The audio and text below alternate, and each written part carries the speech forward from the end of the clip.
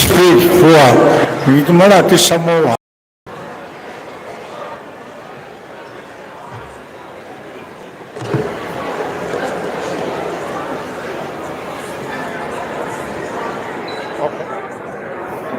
I'm sorry, who was going to make it? Okay. If the chief doesn't make it. Okay.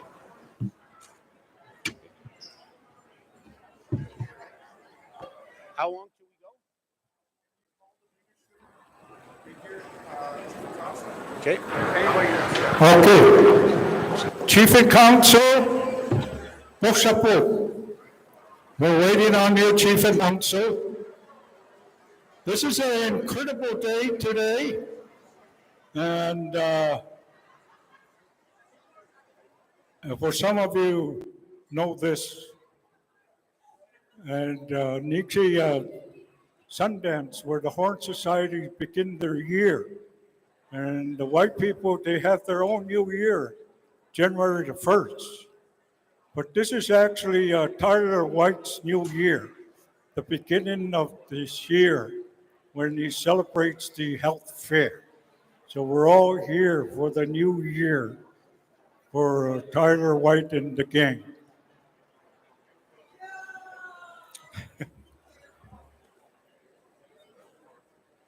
I want to thank all you visitors here, all you white people. Thank you for being on time.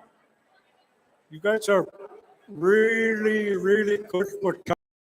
But actually, when you cross into the nation, once you actually in time. So we're going to start on as much as I can. They gave us an agenda, so we're going to follow it as much as we could because there's people that need to catch planes. They got to talk to different businesses while they're here and so forth. So we don't want to mess up their meetings with other people here while they're here in Alberta, and then they can catch their plane back home. So that's why we have to rush it and push it.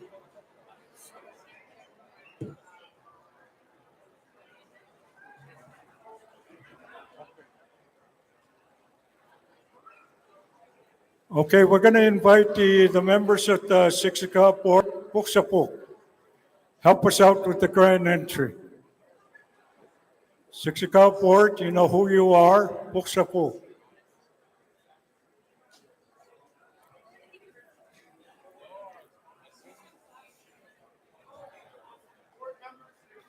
Board members. Board members, they're lining you up, Buksapo.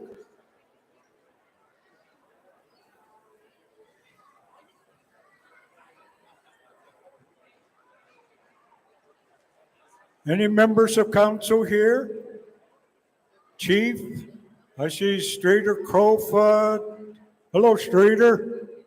Good to see you. Is any other members of council here with you? Marsha, where's Marsha? Marsha, okay, Buksapo. Ninek si Buksapo.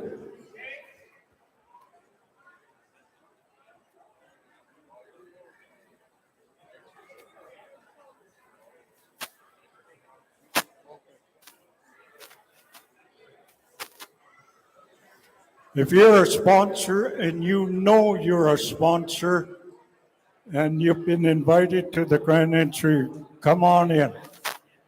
Come on in.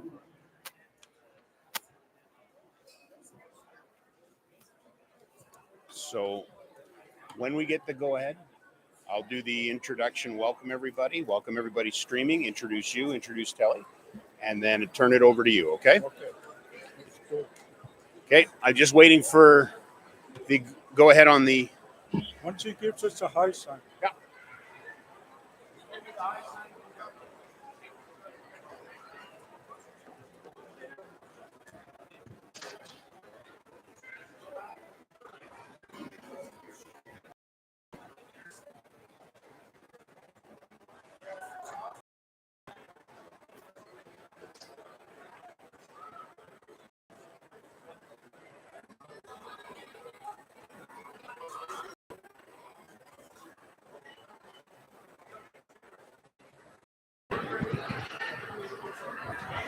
Okay, Siksika, just a reminder, we're about to start with the grand entry, so if I could get you into the seats or into the stands and outside of the parade route.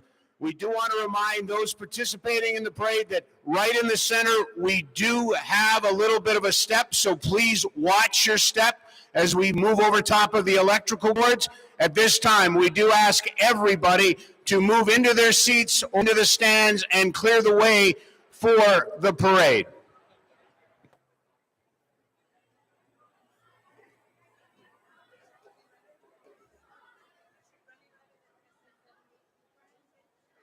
Sorry. Yeah. Sorry. I was. Yep. My. Yeah. Can we get Richard Running Rabbit to the stage? Richard Running Rabbit to the stage. And one last reminder, if we can get you to your seats so that the grand entry has a complete and uncluttered way around the arbor, that would be great. Thank you.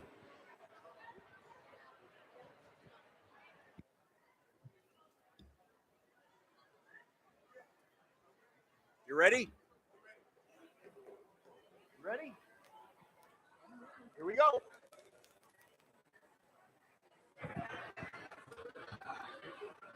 Okay, Siksika, and welcome to the 2020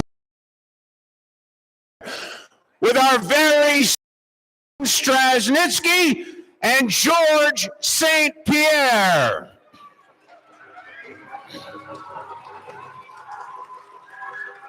We want you to make a lot of noise because we are streaming live around the world today, and we do want to take this opportunity to say a special welcome to Siksika Health Palliative and Home Care clients who are joining us online. This year, we are discussing youth mental health. That is the theme. That is why we're here. That's what we are going to do today.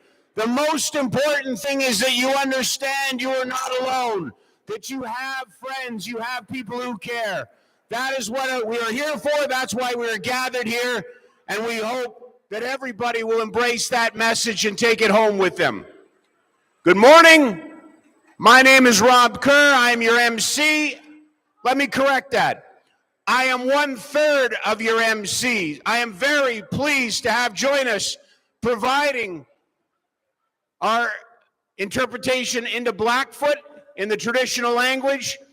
You know him as Chief Vincent Yellow Old Woman. You may know him as Elder Vincent Yellow Old Woman, or you may know him as Dr. Vincent Yellow Old Woman. But today, Chief Vincent is my partner on stage. Would you please give him a big round of applause?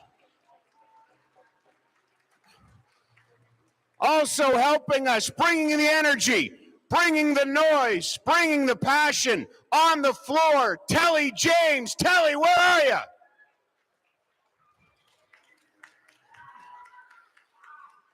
It's indeed my honor now to turn it over to Chief Vincent to bring you the grand entry.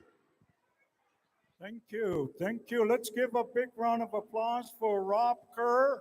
He's the voice of the Calgary Flames and the other sports organization in the professional field. Thank you. Thank you. We got our professional MC here joining us. I'm going to make him sound like an Indian. By the end of the day, he's going to enjoy all the Indian humor. Thank you. Ladies and gentlemen, you are very honored and kiskanotuni. Muksia kin tumuya muksia po takiksi. Awaka maya kukui et kutsia nkamu akutip muksi na akutuma kiksia nukakistikui. So I'm going to turn it over to Radford and Company. They're going to sing a honor song that was just composed not too long ago, maybe just hours ago. And this is the first time you're going to hear this song, and this song belongs to Siksika Health. So every time has an event, this is your song. And thank you, Radford and Company. Here we go. Make them dance.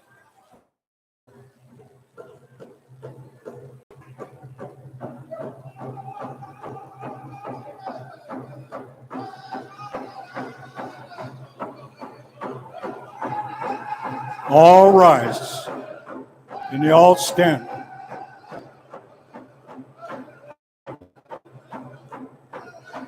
A real good song. That's an awesome song.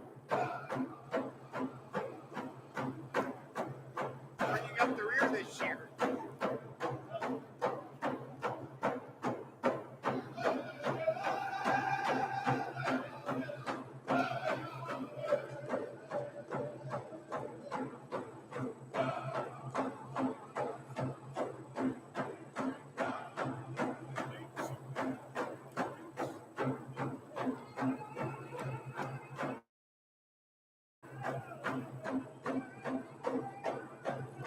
We have members of Chief Council, Strader Crowfoot,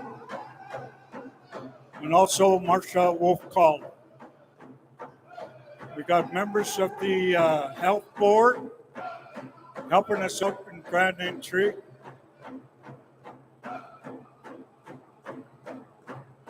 And Karen the Eagle staff. Karen the Eagle staff. You all know him. He's one of those individuals that show us what it is to work hard and to become a hockey player. And not too long ago, a tragedy hit them while going to a hockey game. They were hit by a semi-truck, and some of his teammates died, and some of his players continue to today because of their and their determination. Thank you for joining us, Ryan.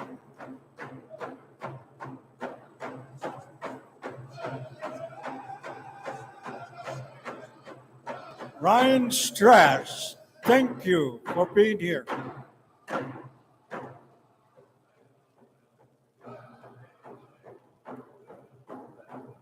Members of the Board of Directors for Health, Jonathan Redgun, Malaya Bruno, and J.C. Soloway. Thank you for joining us in the Grand Entry.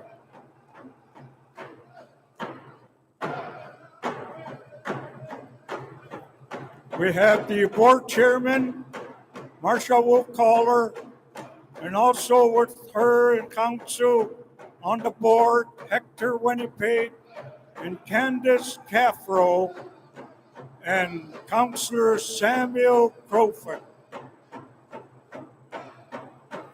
We also have the royalty joining us for the Grand Entry.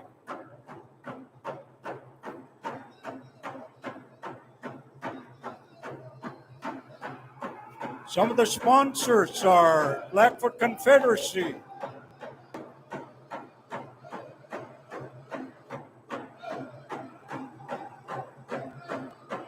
thank you, all your sponsors.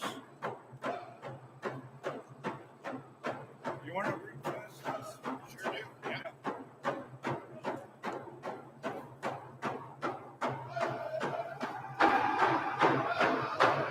Also like at this time to thank other sponsors, including those joining us in the Grand Entry. Penina Good Eagle from First Nations Health Consortium.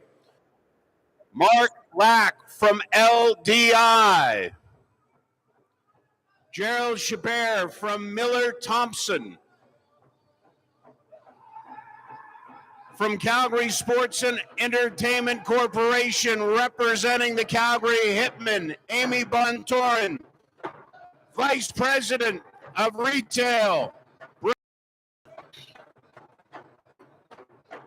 From Class Olympic gold medalist, Steve. And representatives from the Outreach School.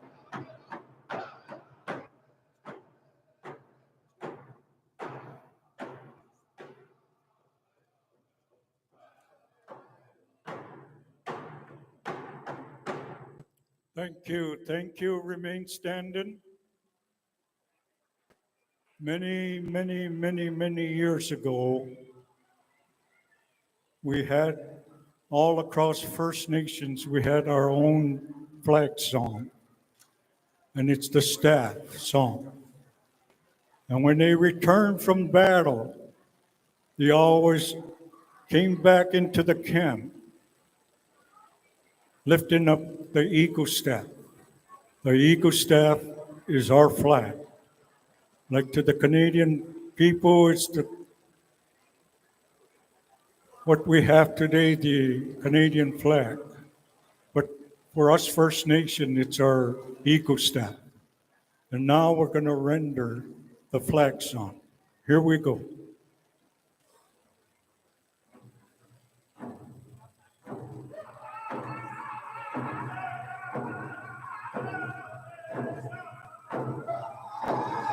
Oh, yes, a beautiful song. Those of you that go to powwows and go to native gatherings, this song makes us very proud of who we are.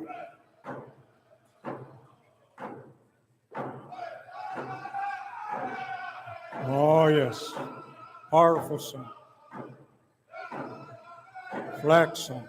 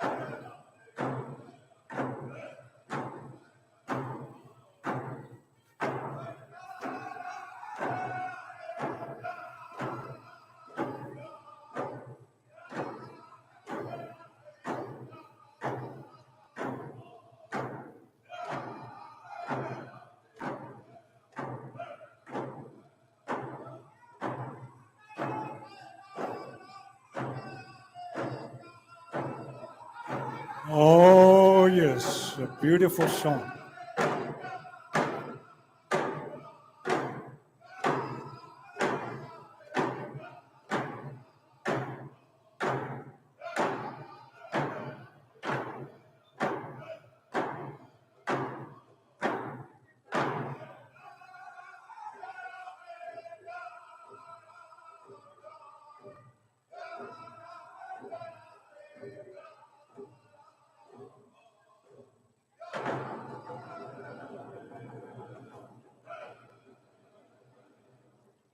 At any event that we gather here in the nation, we call upon one of our ceremonial leaders, one of our well-respected elders.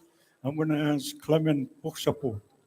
Kiako kits pumukipinan muksi naumoy pioki si mako kitsit suka pisi yaktots pumuksa kitatsimukska. We're going to ask him to render a prayer for us today.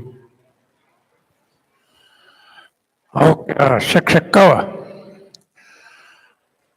Anokit quick. Amukaki, himoipstiksa. Itapo takiaomi. Itasukinapiuti. Kanenit sokapi. Ako kaukisito motsiu sanyanista papi. Okenum nok sitä puispiak. Nokit fimmokoaka kiatsimuiskaan. Nokkaika kimatop. Kaasanonik sa akin Rohanista peitä pios piak akoksapus. Akoksetumanista suka piono alusteksi kaua. Annaanista muuakin. Nääkis kohta kaikki ottomi puutsimme aatse muiskaan. Tässä kaappi on niin monesta kaappi. Kanaapeissa saa aatse muiskaan. Anne niin täältä pioa suupis kohtek. Kanohkriitse koikaa. Akohkriista poista matsoutsi jo panjaanes tapi. Akokse tässä paatsimaa pienistä waapi on no Siksika.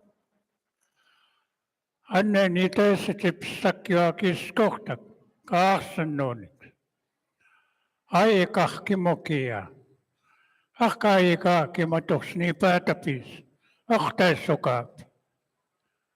Oikein nohtaa kohkatse moika. Nohkriitse koi aht sokaap. Aio naapi. Aio kipitää. Aio nakaa kummahkina kaakannak. Skanaa poipyksemaa känniknaa tuopi. Annika niistä esso kiitsis poani päätä piissen. Annika manista apeissis nohkiitse koikaa kiekse kohkaessa kaapio. Aista päätä piupaakan nakaa näytö etäpio.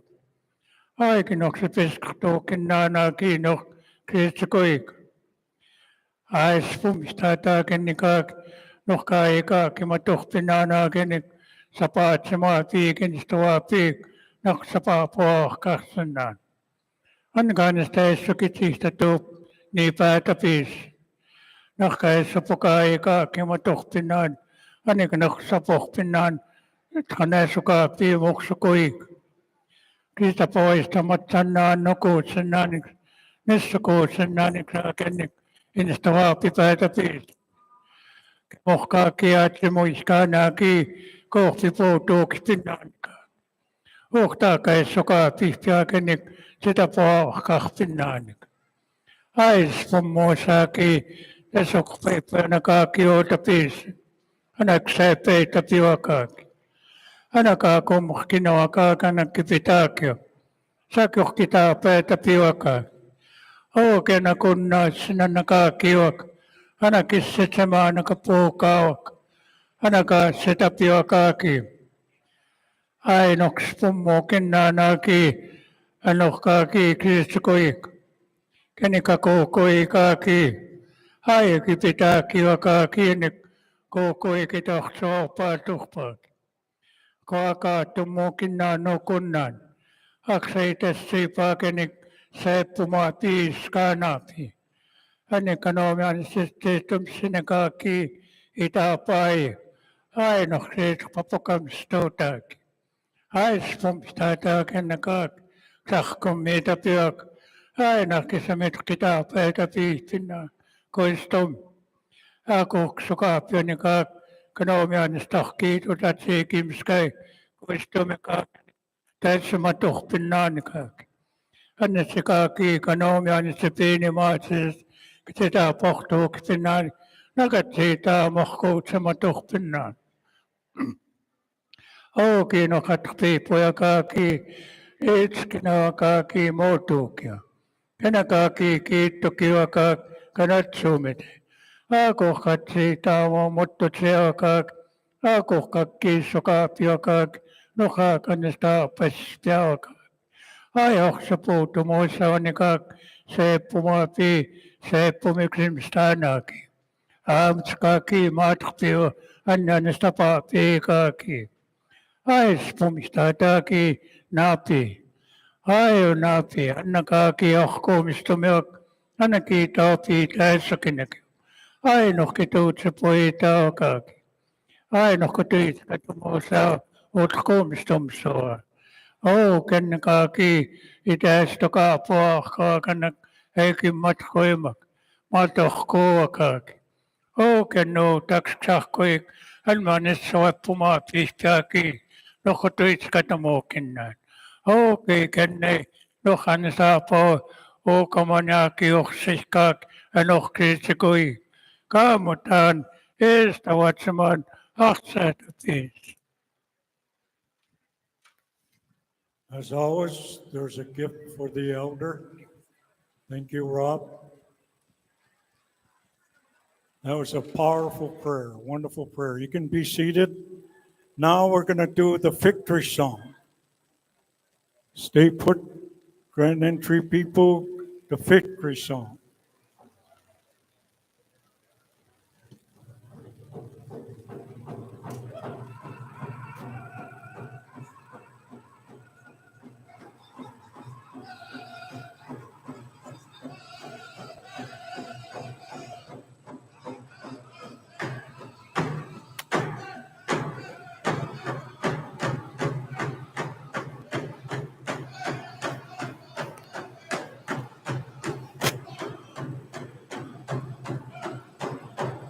Oh, yes.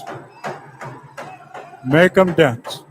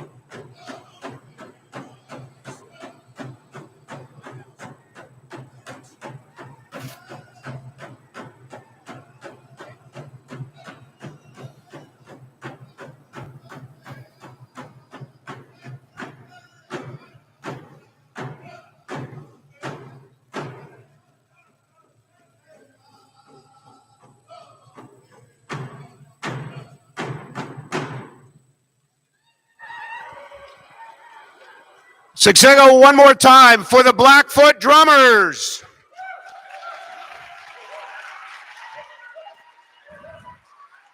And we thank all those participating in the grand entry, and you are now welcome to go sit down. Okie Siksika, one more time, welcome to the 2024 Siksika Health Fair featuring Ryan Straznitsky and George St. Pierre.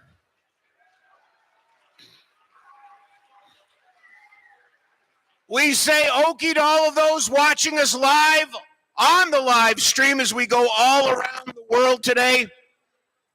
Just a reminder, we moved our tables and our information booths to an online matrix. All you need to do is scan the QR code to learn more about Siksika Health Services programs, and those QR codes are found throughout the arbor. Would you join me in thanking our presenting sponsors today? The First Nations Health Consortium, LDI, Blackfoot Confederacy, Miller Thompson, the Calgary Hitmen, Calgary Sports and Entertainment Corporation, and Alan Holman. Without their support, this would not have been possible today.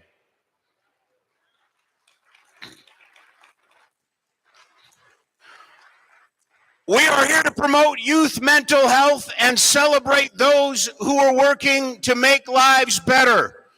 To all of our students from Siksika, from Strathmore, and from wherever you came, please understand you are loved, you are seen, and we are here for you. And today we celebrate you. So please enjoy this day. I'm Rob Kerr from the First Nations Health Consortium. I am up here as part of a trio. I'm very lucky to have with me Chief Vincent, Old Yellow Woman, who will be providing our Blackfoot translation. And one more time, give it up for the man with the energy, Telly James. Where's Telly? There he is. At this time, we would like to call upon some very special speakers to come up and bring greetings from Siksika Nation. Former Chief and current council member, would you please welcome Strader Crowfoot?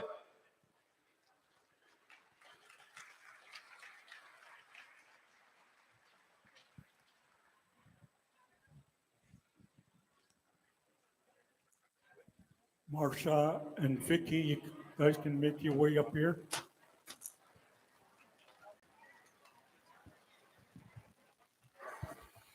Bukya.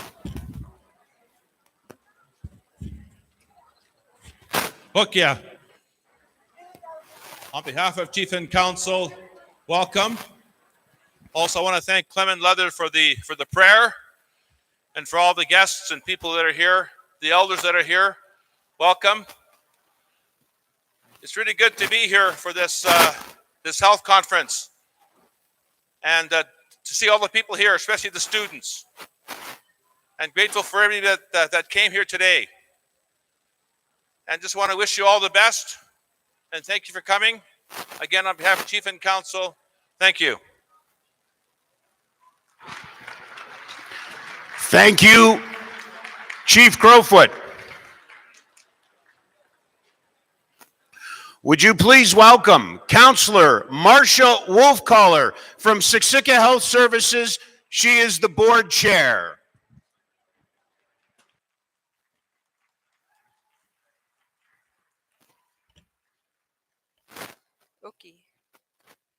Okay, the Damix Ganotini, Niswanaguk Nadum Gatsastaki, Holy Rabbit Woman. Thank you for the prayer this morning, Clement. It's always, I'm always so honored to hear prayers, and I thank you for taking the time to be with us this morning. And I welcome all of our elders here today. If our elders could just give us a wave to us so we know where you are. In the audience, in the benches. I also welcome our special guests, our visitors, partners, the students here today, and all of the nation's staff. I acknowledge all the hard work and preparation that goes into planning the health fair. We thank you. Our health has been impacted in many ways, not only within the healthcare system, but through our loved ones. Most recently, I have been impacted by the passing of my in-law, which is the purpose of hosting Siksika Health Fair. For many, it is to gain awareness and information for our families and our loved ones. Others to gain knowledge and understanding of the services provided by Siksika Health Services and other organizations and services that are here with us today.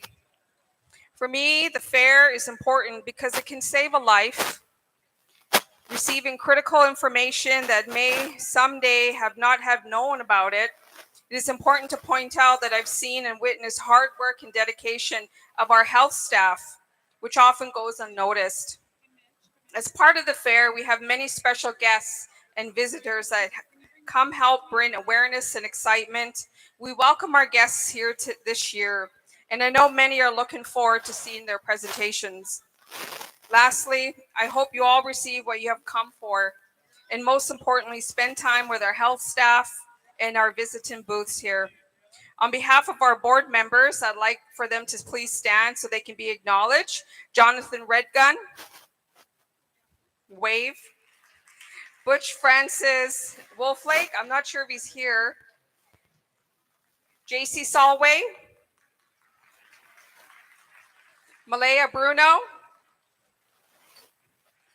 And our Chief and Council reps, Candace Backfat. Hector Winnipeg is away. I hope all of you enjoy the fair. Thank you.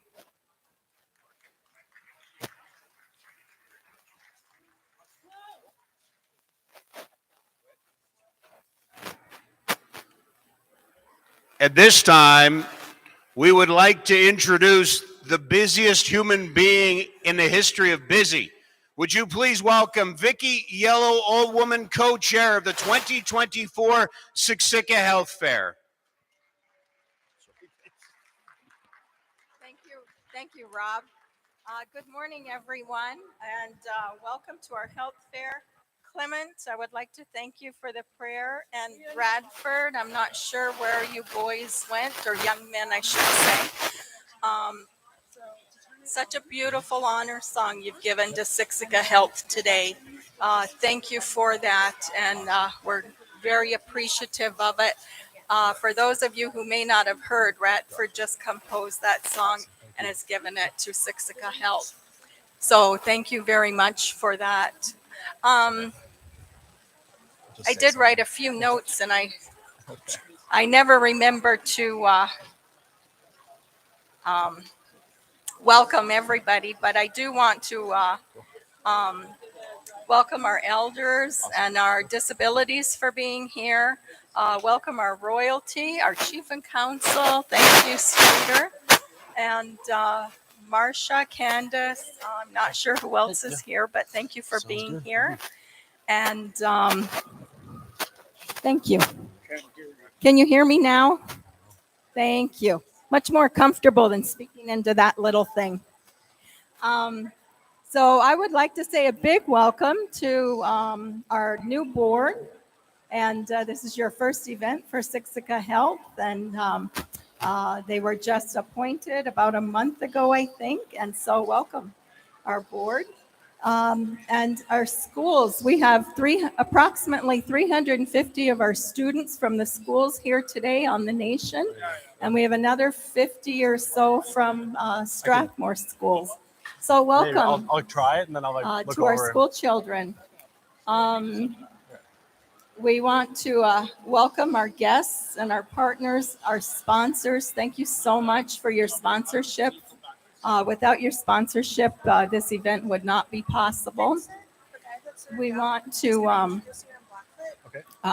thank the committee and welcome the committee members. They are so hard at work here. Cool. Everybody And then is there bouncing anywhere they want me on around. stage, or can I? And a big special welcome to Ryan Straczynski. I believe this is his first time on the nation. And so welcome, Ryan. We are so honored to have you here. And we're looking forward to what you have to speak to us. Ever since the Humboldt crash, I've watched the road you've taken. And it's just so inspiring what you've accomplished. So thank you so much. I hope everybody enjoys him. I'm sure you will. And this is my first time meeting him, even though I've been at many events. But like Rob said, I'm always busy. You never see me. You just see me running around at all the events. So again, welcome everybody. I hope you have a wonderful day today. I hope you enjoy our speakers. We're looking forward to GSP when he arrives as well. Dr. Tyler White will be arriving with GSP. Now I feel like everything's echoing. So I do bring greetings from him as well, and he will talk later to you. When I get up there, could I have that water place But right we beside the continue door? our journey of health for our nation. I want to say Thank you. our staff, we have approximately 300 staff overall, and not everybody can be here. Our paramedics are out in the community, and others as well, our doctors. So welcome. Have fun. Get to meet some new friends today. And everybody, just have a great time. Thanks.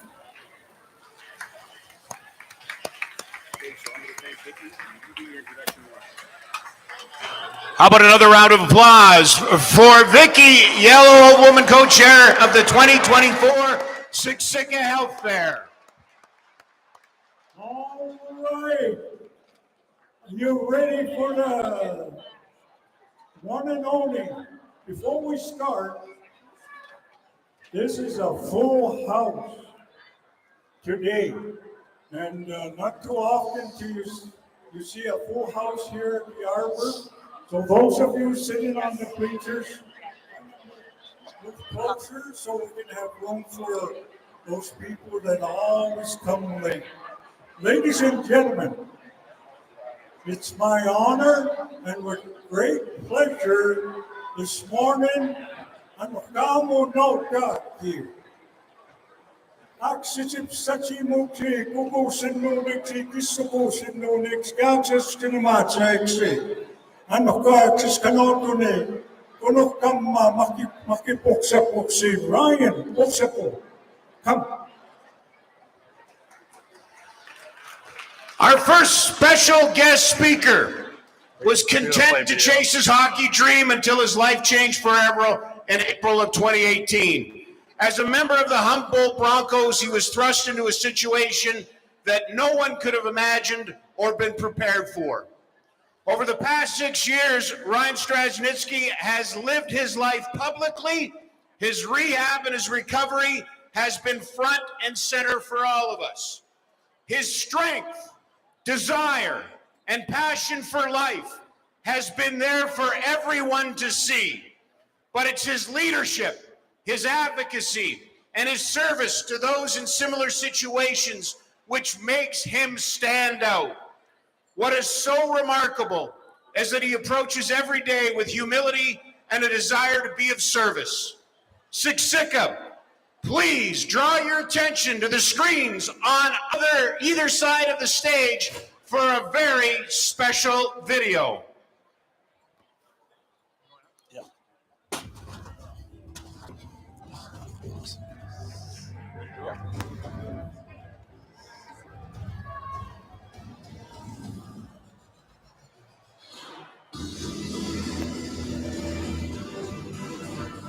Thank you.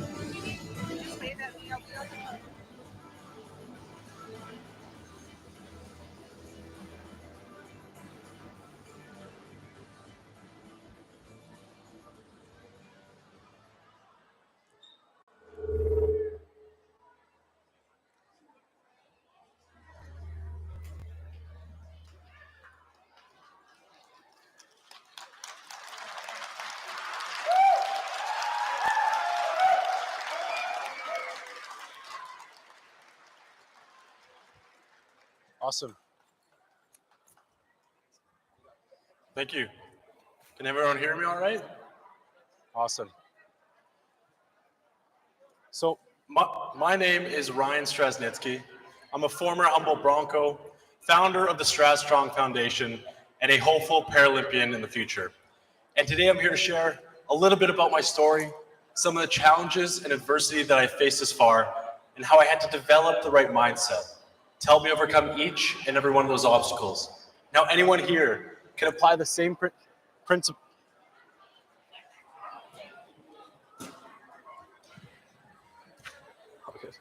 All right, there we go. How anyone here can apply the same principles when they find themselves going through adversity as well. Now, in saying that, I want to start off with a quote. When one door closes, another one opens. But we often look so long and regretfully at the closed ones that we do not see the ones that which open for us. How many of us here have heard this quote before? So it's okay if you haven't. The first time I heard this quote, I was just 13 years old. I had moved to a new city in Airdrie, Alberta, and I was trying out for the Bantam double hockey team. I thought this was going to be a huge, pivotal moment in my life that would get me one step closer to reaching my goal of playing pro hockey someday.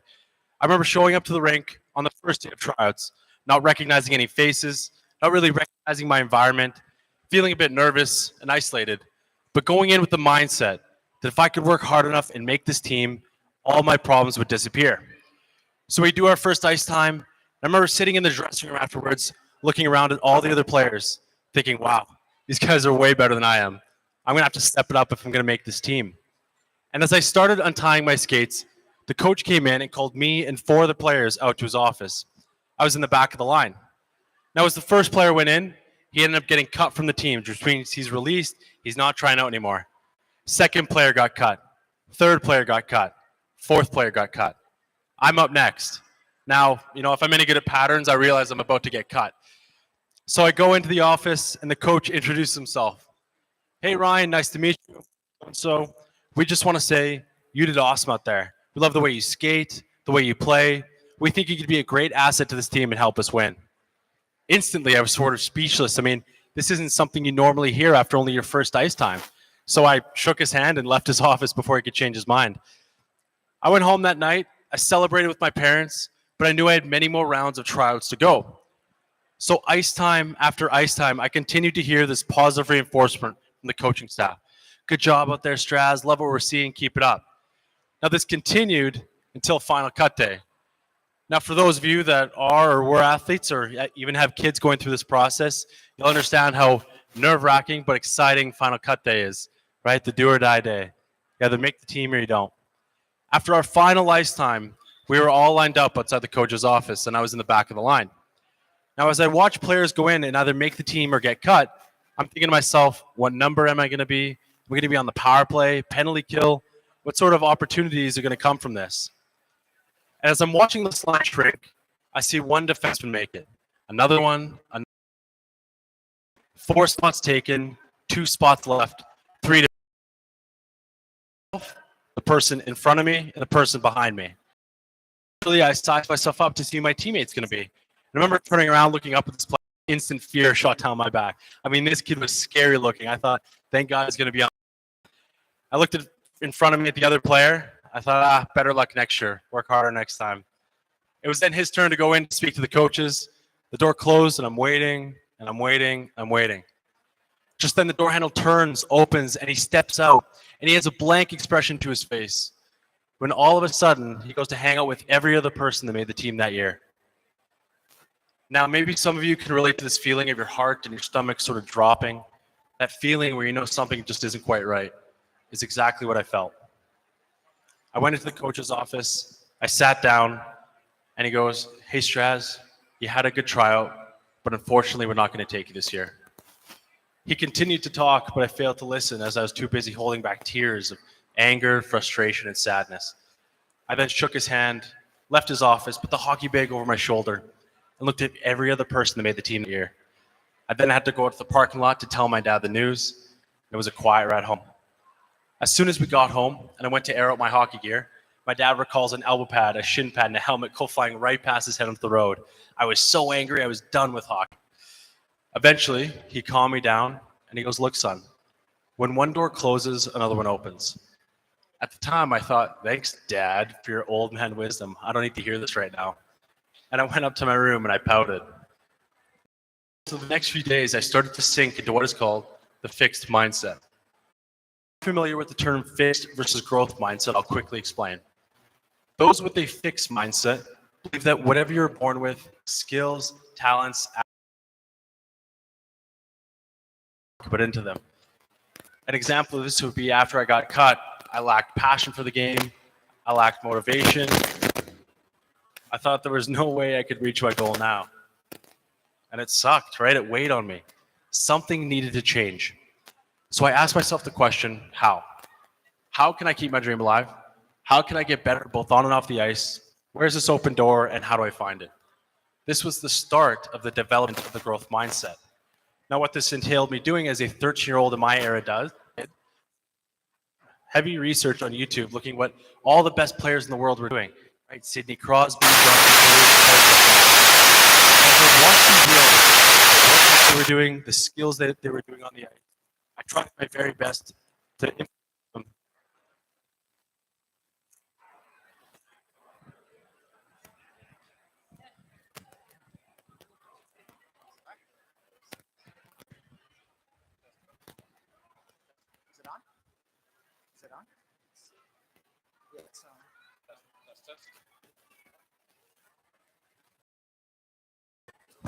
So as I would watch these drills of the on and off the ice, I tried my very best to implement them into my daily.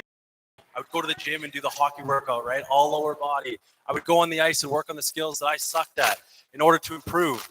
And as soon as I started doing this, slowly over time, I saw improvement. My confidence came back. I was playing at high. In the years leading up to 2015, I'd been to multiple junior camps, WHL camps, played with and against some of the top talent from across the nation. And at that point, I understood what it took to get to that next level. If I was going to play junior hockey and get one step closer to reach my goal of playing pro hockey someday, I was going to have to develop at the highest level of minor hockey that I could, called U18 AAA. So after a summer of training, I signed up to try out for a team called the Strathmore Bisons. They're not around anymore, but at the time, that was the team to be on. I remember showing up to the rink on the first day of training camp. Unknown environment, unknown faces, feeling a bit nervous, but going in with the mentality that if I could work hard enough and make this team, all my problems would disappear. So we do our first ice time, and once again, I'm in the dressing room, looking around at all the other players, thinking, "Wow, these guys are way better than I am. I'm gonna have to work harder." As I'm leaving the rink on the first day, the coach walked by and says, "Hey, Straz, good job out there." Thinking, all right, good start. For the second ice time, same thing. "Hey, Straz, love what we're seeing out there." All right, things are looking good. I'm excited. I'm ready. After only the third ice time, he called me into his office, and he had his two assistant coaches beside him. And he goes, "Hey, Straz, you're having a good tryout, but I'm going to let you know right now we're not going to take you this year." I kind of looked at him like, "What do you mean?" He says, "We're looking for older, more experienced defensemen." And, I was mad. I wanted to say a few things that I probably shouldn't repeat here and let him have it. But I held back, took my release form, and once again had to go out to the parking lot to tell my dad the news.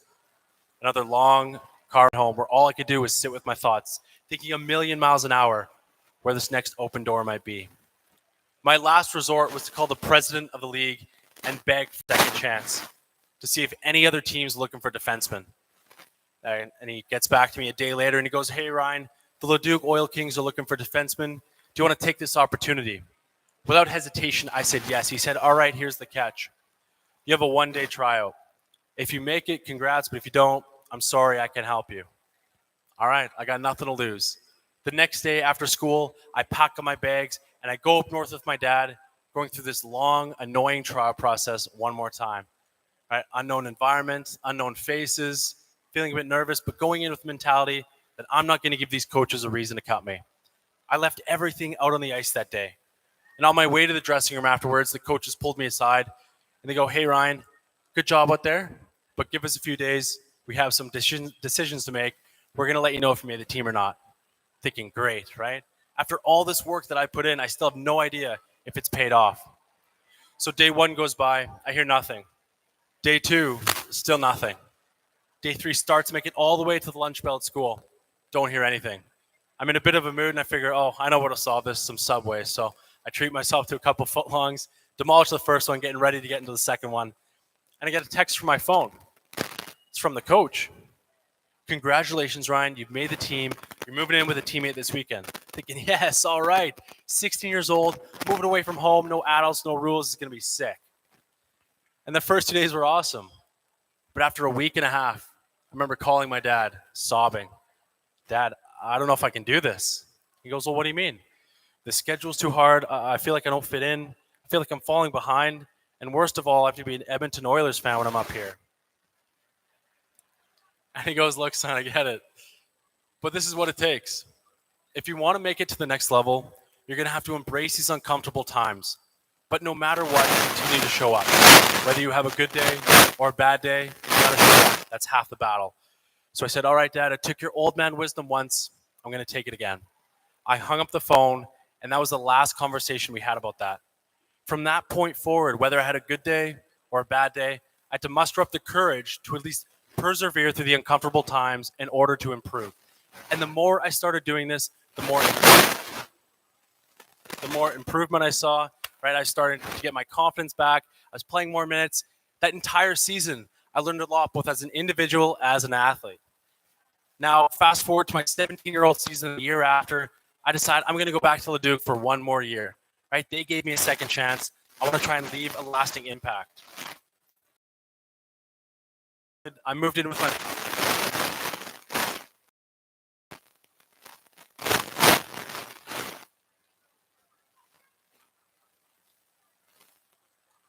All right. So going into my 17-year-old season, I moved in with my billet family before the season started. I started going to the gym. I started training on the ice as much as I could in order to get ahead. So as soon as the season started,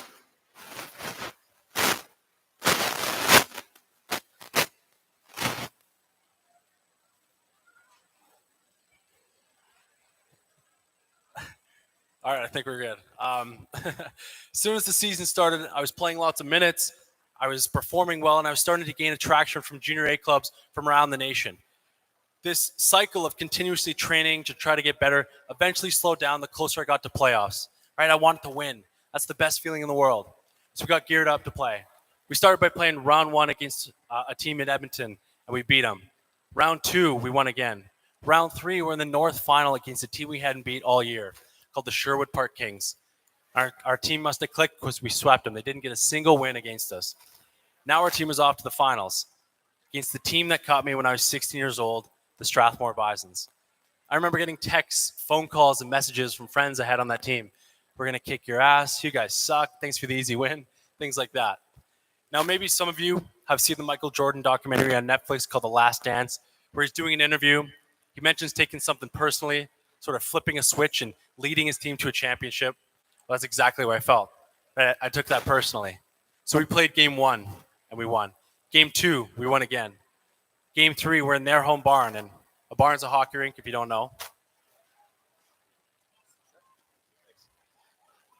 So we're in overtime, right? The defenseman shoots the puck, hits two shin pads, and goes in, and they take game three. But that's all right. Game four is in Leduc. And after 3 periods, we barely beat these guys. But I got to wear the hat, the medal, hold up the trophy right in front of that coach's face. Pretty sure I saw him tear up. It was awesome. Now our team was off to the biggest platform for the top 5 teams in the nation to play for #1 spot called TELUS Cup. Unfortunately, we didn't end up where we wanted to. We had a lot of exposure to junior teams, college teams, even some pro teams. Now I had decisions to make. I didn't know where I wanted to start my junior A career. With some careful thought over the summer, I decided I'm going to stay in Alberta so my family could come watch me play. So I signed my letter of intent with the White Court Wolverines of the Alberta Junior Hockey League. After summer training, I show up to the rink, I go into the ice surface, and I smell the ice, and I think, this is going to be the next 3 years of my life. I can't wait. And after 3 games of playing for the Wolverines, I remember loading the bus one day, getting ready for a South road trip, when the coach called me into his office. And he goes, "Hey, Straz, we made a trade last night."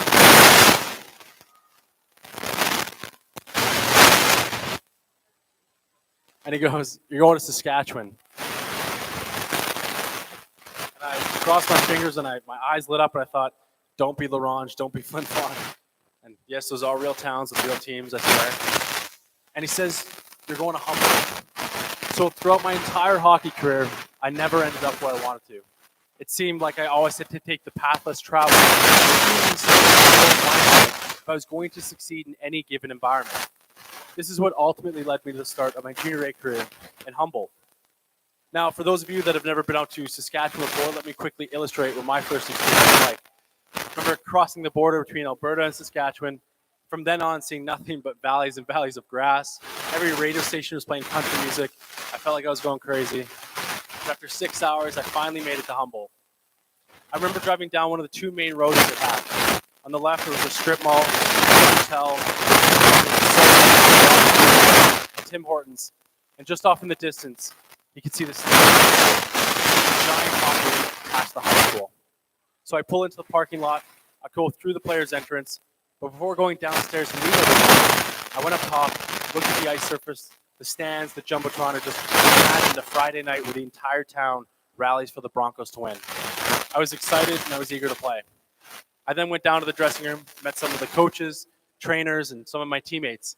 Then I went to my stall and saw my name bar there, but there was no hockey equipment. I figured I would just grab it at morning skate the next day. But just then, the trainer pulled me out to the hallway. She brought me out to this giant wood box with a padlock on it. She opened up the lock. They had holes in them. They were crusty. They'd been worn by players seasons before. They were reusing equipment. Next were the pants, right? They had tears in them, holes. But the worst, and if any of you are familiar with hockey equipment, you'll remember the old Mark Messier M11 helmets that got discontinued in 2012 for being deemed unsafe. So that was the start of my hockey career in Humboldt. The next day, after morning skate, my first skate with the team, Darcy Hogan, the head coach, called me into his office. And the reason I remember this conversation so much was because he didn't really talk about hockey at all. He talked all about individuality, sort of character. He would ask questions about my involvement within the community, those around me better, including my teammates. Now, when he asked me this at the beginning of the season, I was a bit confused. Right? I'm here to play hockey. I'm here to get to the next level. I'm here to win. But what I slowly started to realize was that he was trying to instill leadership qualities within each and every one of his players. He was a firm believer that the person that you are would take you further than anything else you do in life. That was such an important message, something I didn't understand at the time. The person that you are would take you further than anything else you do in life. He was trying to build a team of like-minded individuals to work towards a common goal. That common goal being winning a championship and bringing it back to Humboldt. So at the end of the season, we got geared up for playoffs. We played round one against our rivals, the Belfort Mustangs, and we beat them. Now we're off to the semifinals against a team we hadn't beat all year, called the Nipawin Hawks. We played game one in Nipawin. 2, we lost again. Game 3 is in Humboldt. This is sort of a must. And after 3 periods, we barely beat these guys. A chance to tie the series. We play all 3 periods and we're tied. Overtime number 1, still tied. Overtime number 2, still tied. Going into overtime number 3, we're exhausted. We just want someone to score. Scored on the power play. Now we're down 3-1 to game 5 in Nipawin. And this is just like any other game day. You get up early, you go to the rink, you go for morning skate, you go out for breakfast with the guys afterwards, go back to your billet house, rest up, go to the rink later, load the bus, and you're off. Now, when you're about 20 to 30 minutes outside of the opposing team's city, you throw on your dress clothes, you read a book, you listen to music, you do whatever it is that you do to focus up. And that's exactly what I did. Everything was quiet. All of a sudden, I heard a scream from the front of the bus. I poked my head down the aisle, and the bus driver has both his hands on the wheel, and he's looking to his right.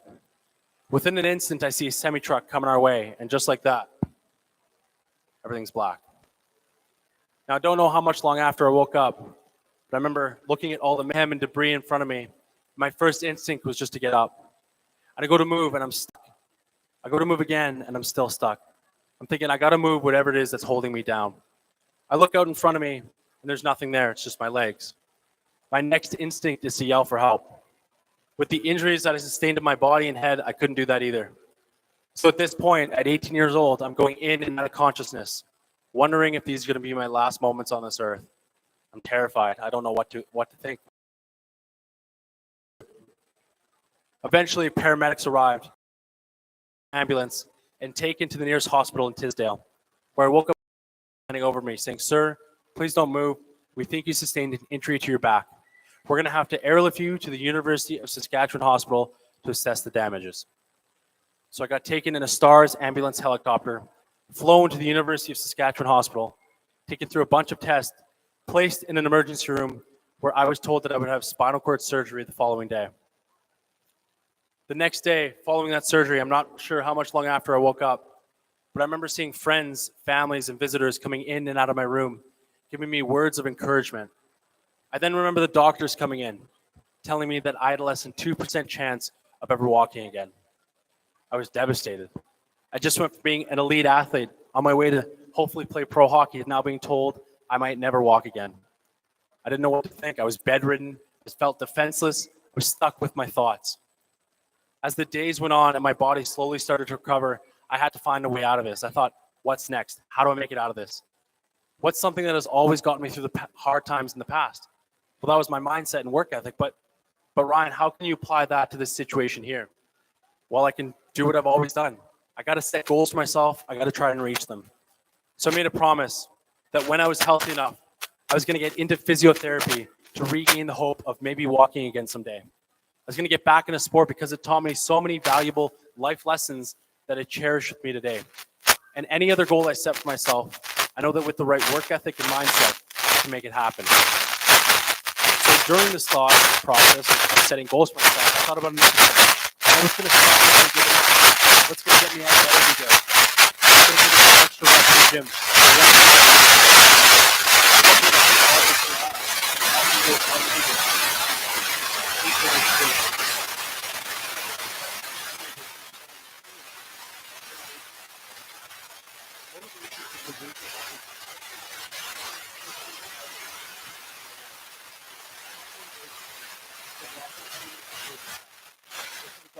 telling me to walk.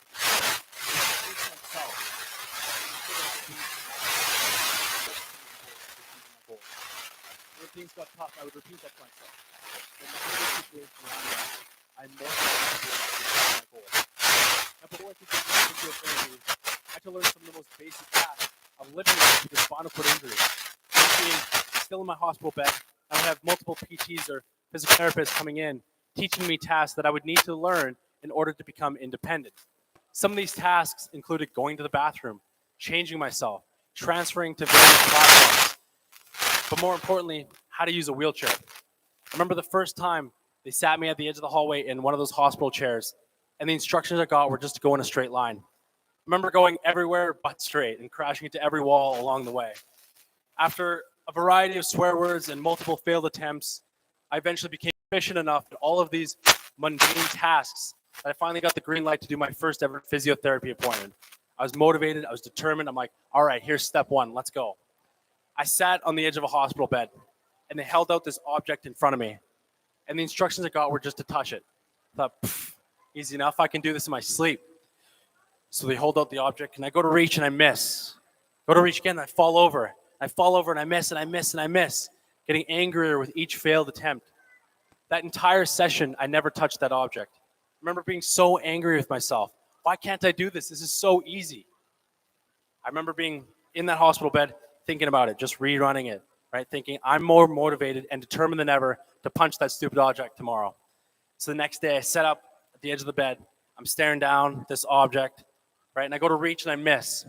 And I miss. And I miss. And on the fourth try, I threw everything I could into it and I barely touched it.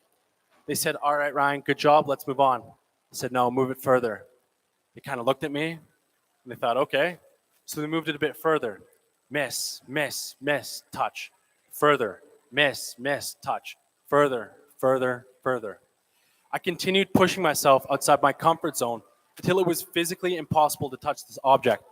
That's when I had it ingrained in my mind that the more I could push myself, the better I could become. So fast forward about a year and a half of continuous physiotherapy. I'm now at a clinic in Calgary called Synaptic where I push myself past my limits. After sessions in 2019, I remember a client coming up to me and telling me being done all the way in Thailand that gives injuries more function over their body. I thought, wow, this is amazing, right? This is the next step. This is the next open door.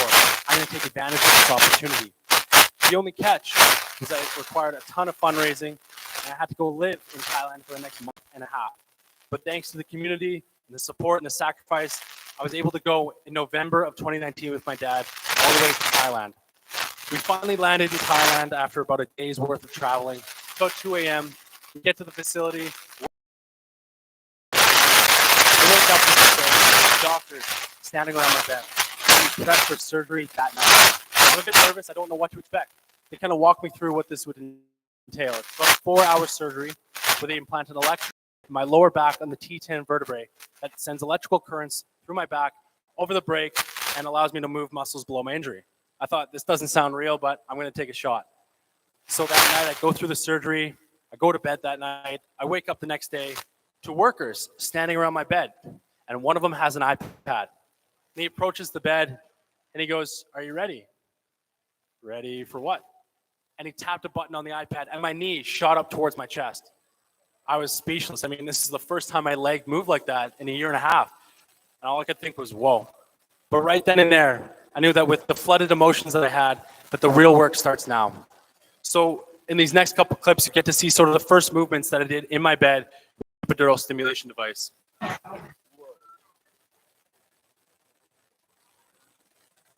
All right.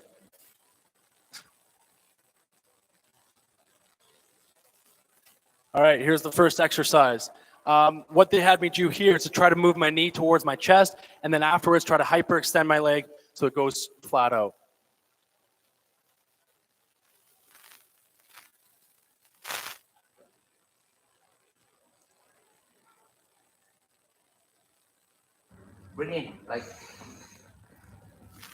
As you can tell, I need some assistance moving it, but nonetheless, there was still movement, something I didn't have before.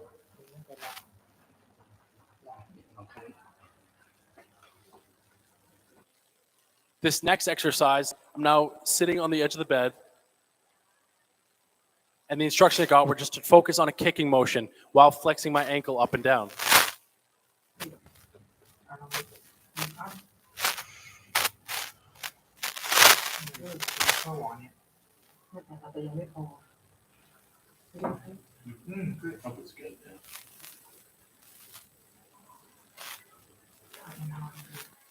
So after a few days of doing some of these most basic movements, I got introduced to what the schedule would look like.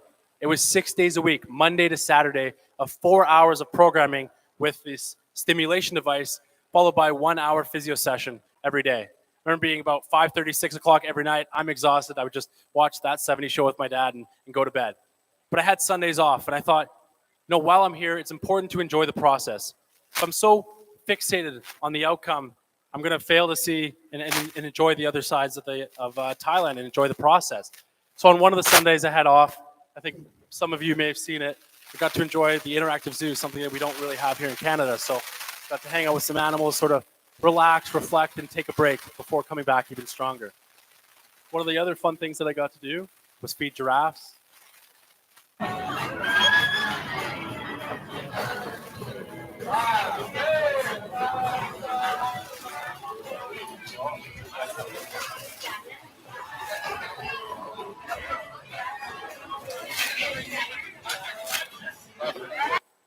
I think one of my favorite parts was actually going to a boxing show in which they had trained the orangutans to actually box each other. So got to meet the stars of the show.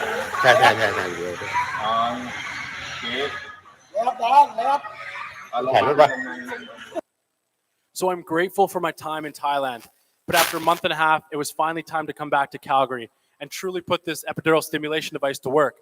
So I came back to Calgary. I got to do more and more advanced exercises at physiotherapy, which you'll see in these next clips. This first clip is I'm trying to kick this ball that's headed towards me. Try to stop it and or kick it back to the person rolling it to me. Nice. So as you can tell, the control isn't 100%, but again, it's movement nonetheless. This next exercise, I'm in a walking apparatus that now holds my body weight and allows me to work on the walking movements at the same time. Left, 2, 3, go. Right, 2, 3, go. Left, 2, 3, go. Right, 2, 3, go. Left, 2, 3, go. And in this last exercise, I'm now holding my body weight a little bit, trying to work on the emulation of a marching movement to get the walking muscles sort of going and healthy.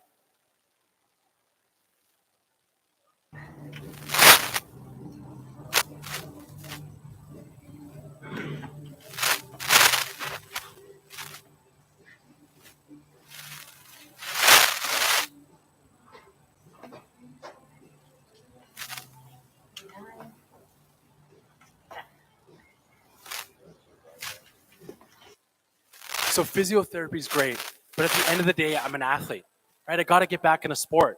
It taught me so many things, both on and off the ice. I knew that stand-up hockey wasn't going to be an option. So the next best thing is sled hockey. How many of us are familiar with sled hockey? So if you aren't, I would definitely encourage you to check it out sometime. It's one of the hardest things I've ever had to do. So 4 months after the accident, I got onto the ice for the first time in a sled. I was just waking up on Christmas morning. I felt with friends and family, enjoying the moment.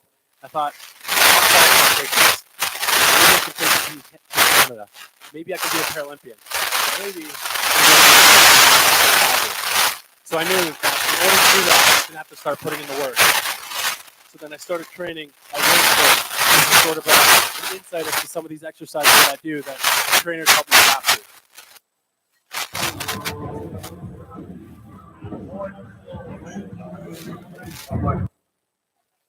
This next exercise is trying to work on stability by kind of playing tug of war with my trainer to use what muscles I have control over to work on stability. This next exercise is some weighted pull-ups. I think being in a sled using your back muscles and your shoulders are crucial, so it's important to keep them nice and strong.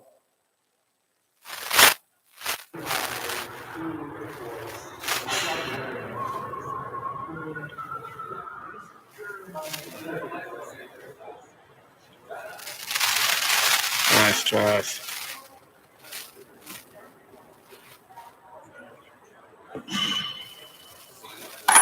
And in this last clip, again, another stability exercise where I don't necessarily have the core muscles to help keep me stabilized, but I have to use every other muscle around me.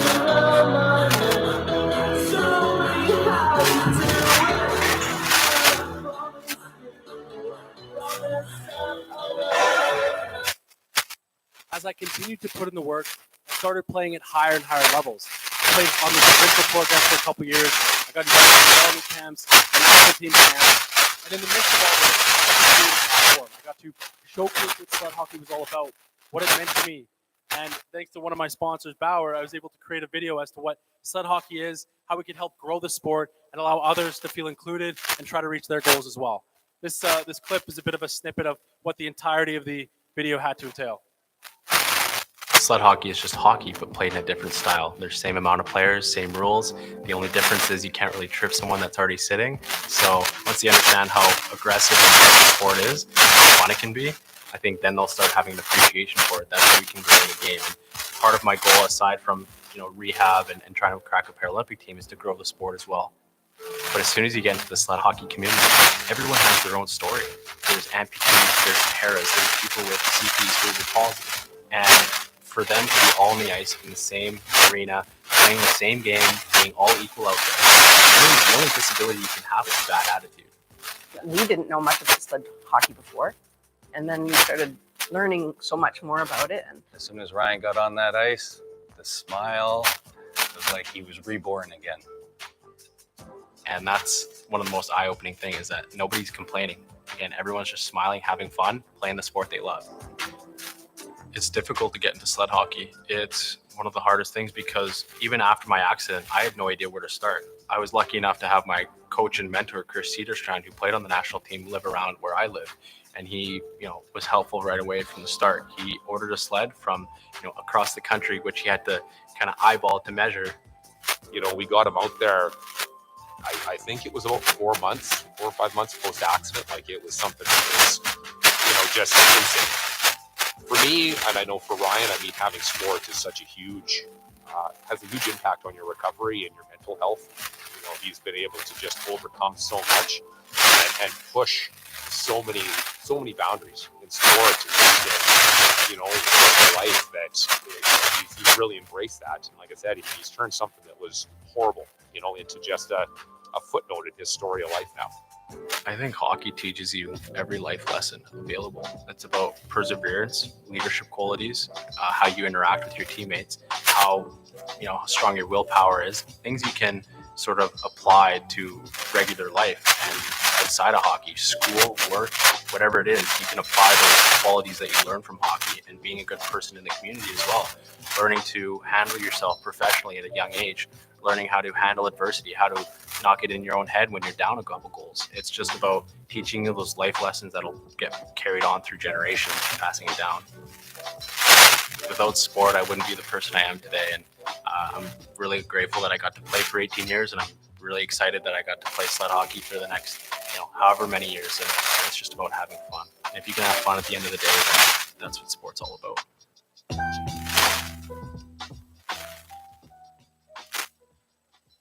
So the hard work must have paid off, because after all this, 4 years after playing, I finally got invited to try out for the Paralympic team in September of 2023.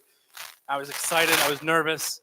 I remember going through this trial process one more time, showing up to the rink, unknown environment, unknown faces, feeling a bit nervous, but going in with the mentality that if I could work hard enough and make this team, all my problems would disappear. So I do the first ice time, and I'm thinking, these guys are good. I'm going to have to step it up. After a week-long tryout process of continuous work, battling games, it was finally time for the one-on-one interviews. So I was one of the first ones in to speak to the coaches to find out the news, whether or not I'm on the team.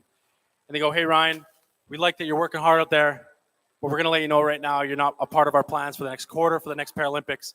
We're sorry. You're not going to play on Team Canada. And just like that, felt like everything was gone. I was devastated, right? I just worked so hard to get here, taken away from me like that. I remember getting in my car, calling my dad. This time I was pretty much crying. I'm like, Dad, I didn't make it. I feel like I let myself down. I let everyone else down. I was just really being vulnerable around him. And his response was, so what? I kind of looked at him like, what do you mean, so what? I worked so hard to get here. He's like, but why can't you play another sport? Why can't you be a Paralympian? Why can't you win that gold medal? And I wanted to be so mad at him, but he was right. Why couldn't I do that? So I said, all right, Dad, I took your old man wisdom once. I'll take it again. And I hung up the phone, and that was the last conversation we had about that. I had some time to think. What other sports could I try? What could I try to grow? What could I try to be a Paralympian in? So the next best thing to hockey, I thought, was golf. So I decided to play golf. I was introduced to some machinery that allows me to play, stand up, and work on that score a little bit. After golf, I was like, well, what else can I do? So I played basketball, right? I decided to get into basketball and try to make the Paralympics that way in 2028 for LA. That's the next goal I'm going to set for myself. This video will kind of show the mechanics of how wheelchair basketball works.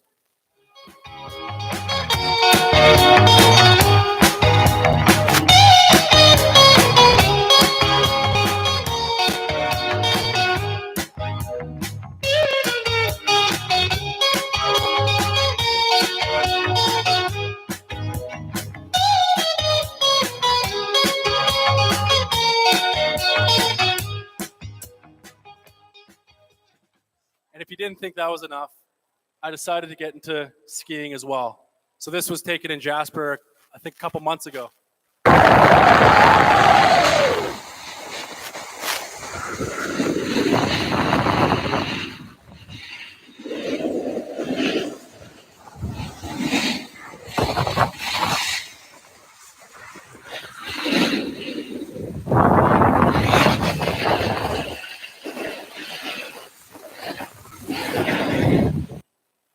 So pursuing my goals in physiotherapy and in sport is amazing. It drives me to stay motivated and reach those goals.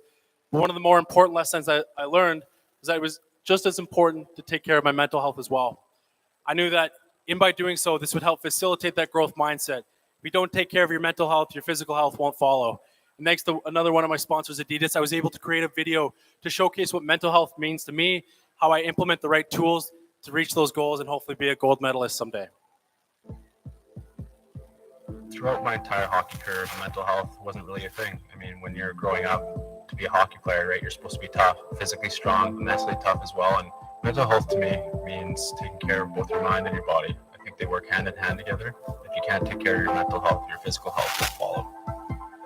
Once I started taking care of my mental health, my performance skyrocketed. Some of the steps I took to take care of my mental health was first, take initiative. It's the hardest step is always the first one. Some of the routines I implement on a daily basis is taking care of my physical health, my mental health, and my soul. As far as soul goes, I typically meditate or breathe or just take a few moments to enjoy the sunshine and embrace whatever it is that's around me. I've learned that life can change in an instant, and it's important to embrace every moment, enjoy it, and do the best you can with whatever it is that you're doing.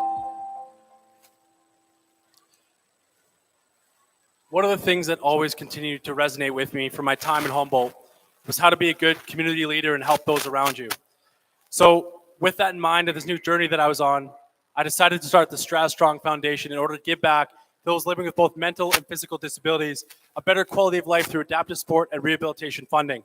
This last clip will showcase what I like to do on a daily basis, sharing my story, going to commercial shoots, training every day to showcase, to raise awareness for those living with disabilities, right? We want to raise funds. We want to give back to the community. That's what encompasses being a part of Straz Strong, continuing to use that growth mindset to reach any goal you set for yourself.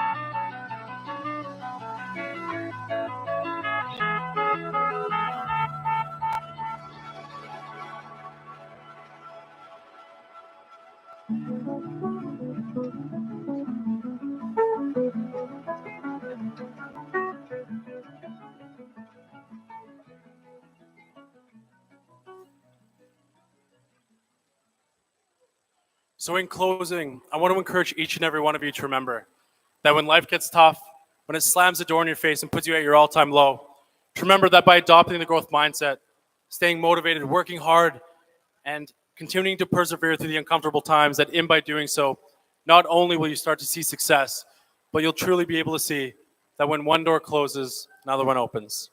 Thank you, everyone.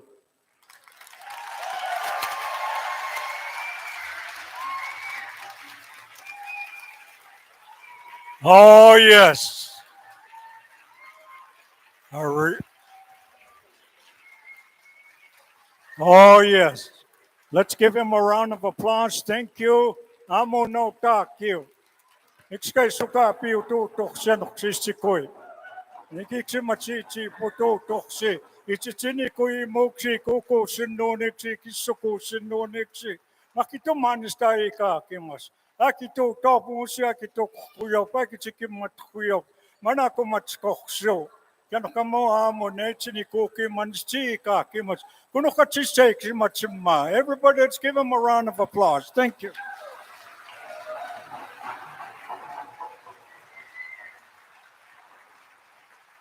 At this time, as is customary here at Siksika, I call upon a couple of very special guests. Jonathan Redgun from Siksika Health Services Board to join me up here on stage, and Brent Gibbs, Vice President of Retail for Calgary Sports and Entertainment Corporation, as we have some gifts to present to Ryan.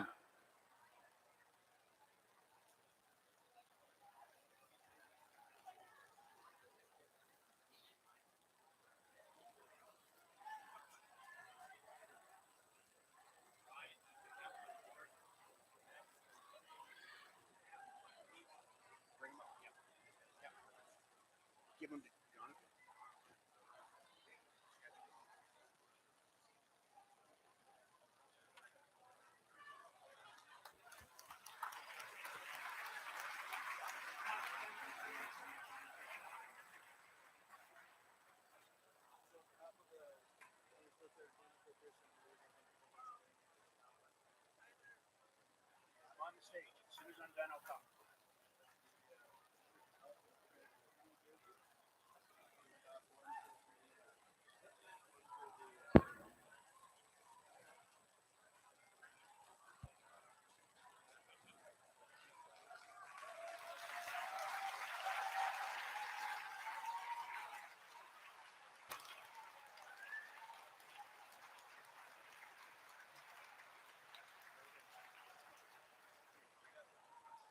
One more time. How about a big round of applause for Ryan Strasnitsky?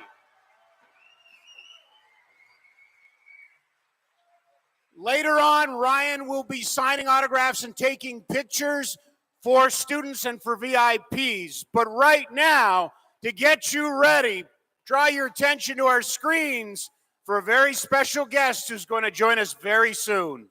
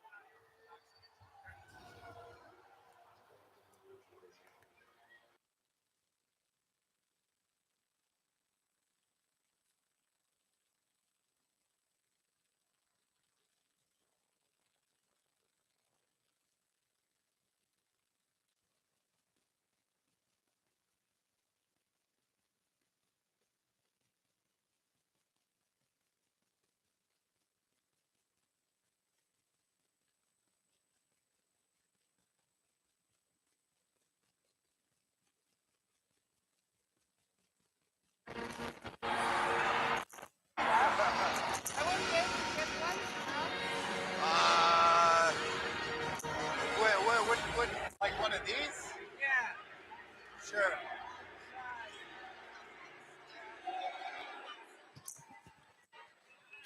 All right. All right, if I could get my helpers to come out here.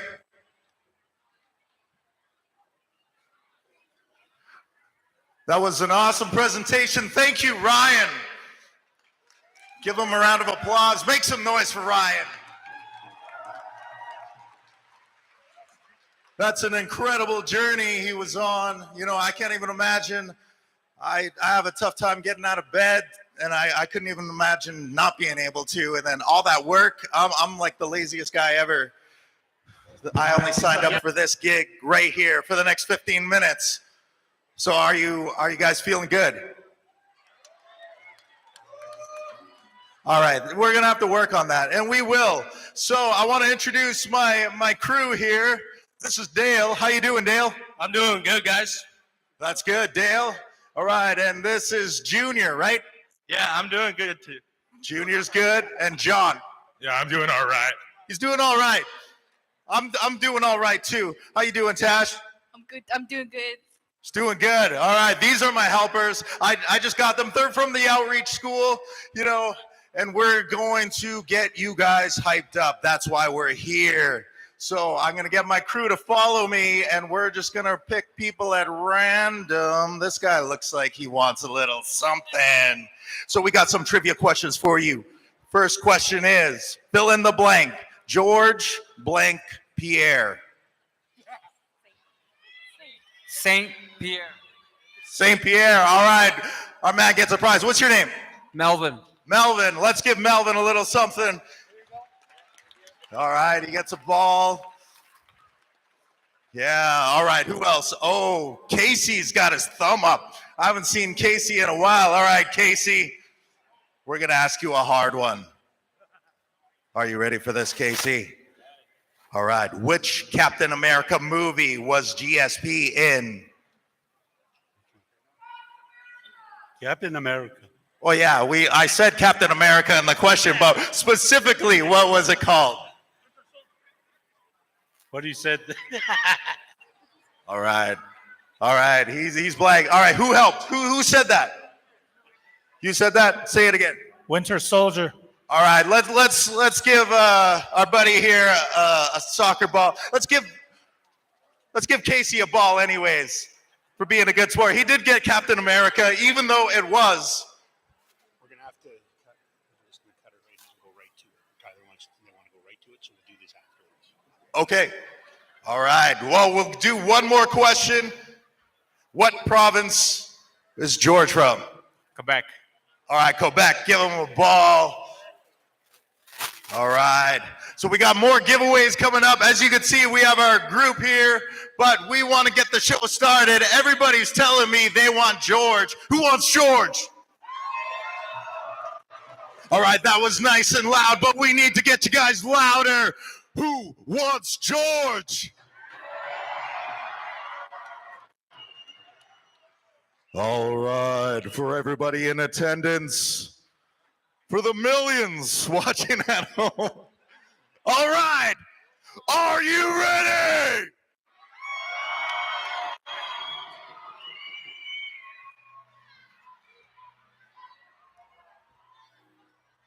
They wanted us to cut it short to get them on right away. So we're going to be doing this after?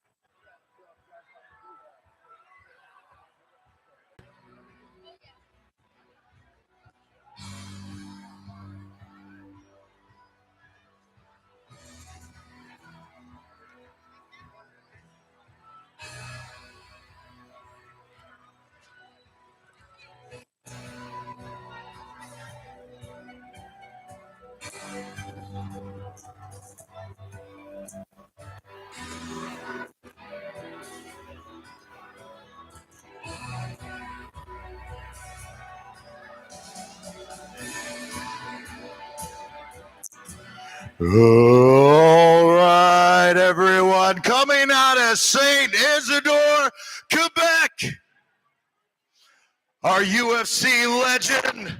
He's a three-time Canadian Athlete of the Year, Hall of Famer from the UFC, led into this arena with our Siksika's very own Reagan Running Rabbit and his entourage. Everybody make some noise for George St. Pierre!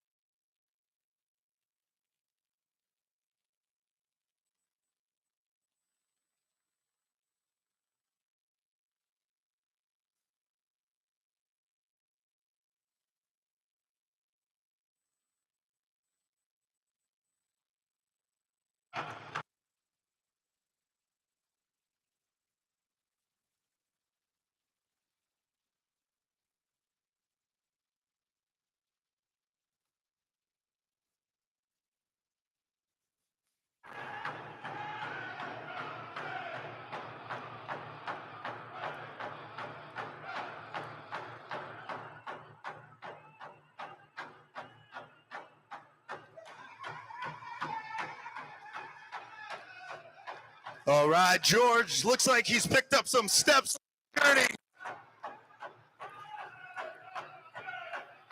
He's got our outreach crew with him. I want to give them a shout out in this Hoisey train.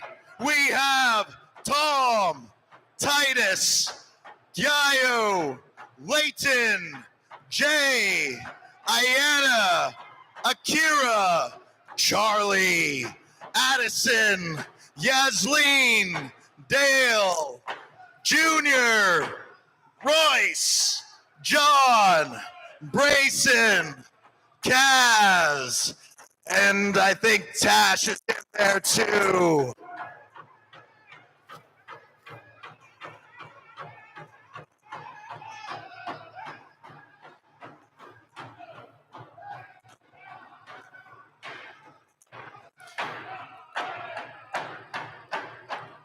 Our theme today is youth mental health.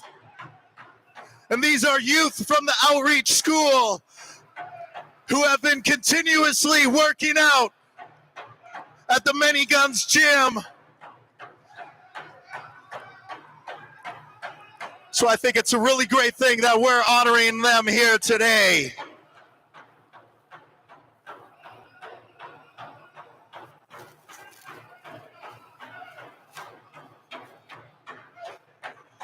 And of course, as I mentioned, holding the staff, led by Siksika's own MMA fighter, Reagan Running Rabbit.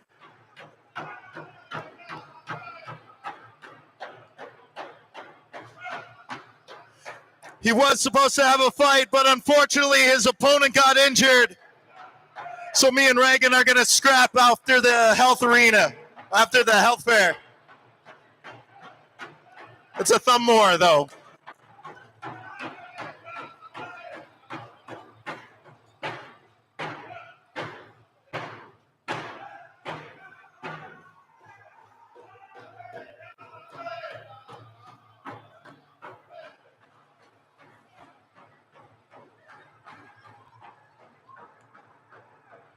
I just want to do my superhero pose.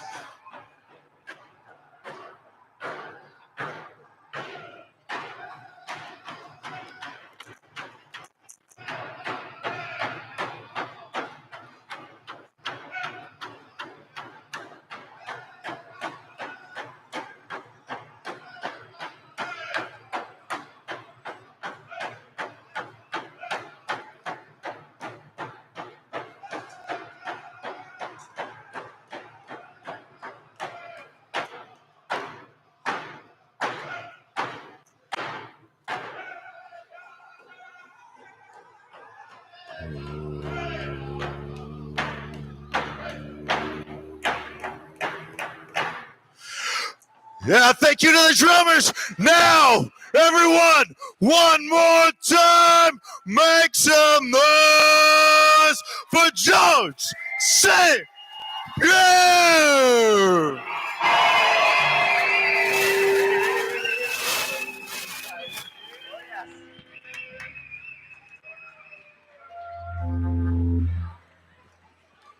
Thank you. 1, 2, 1, 2, 1, 2. Adjustment. Uki Siksika. Guys, thank you for the warm welcome. You know, like coming in through the drum really bring me back into my memories. I feel pumped right now. I feel like I'm in memory because, oh yeah, thank you. It brings me to my memories. It bring me back to my memories because the first time I saw a mixed martial art event live, it was in Kanawagi. Kanawagi is a First Nation community that is 5 minutes away from where I grew up, in a small town of Saint-Isidore. And the first time I was able to witness mixed martial art live, it was in Kanawake. That's when they held the first IFC. And coming in through the drum really put me back out there. I mean, it was amazing. Thank you for this, guys. It was amazing.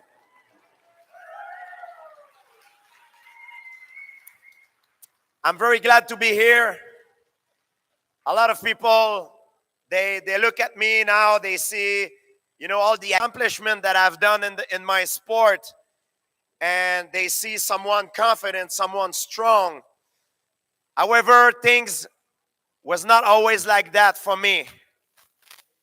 If I go back many years ago, when I was a kid, I was a very different person back then.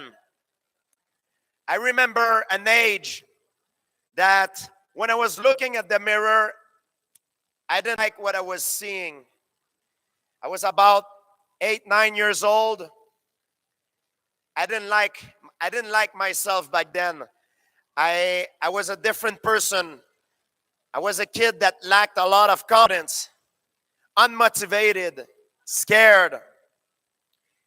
However, looking at myself in the mirror, I didn't like what I was seeing, but I fall in love with who I wanted to become.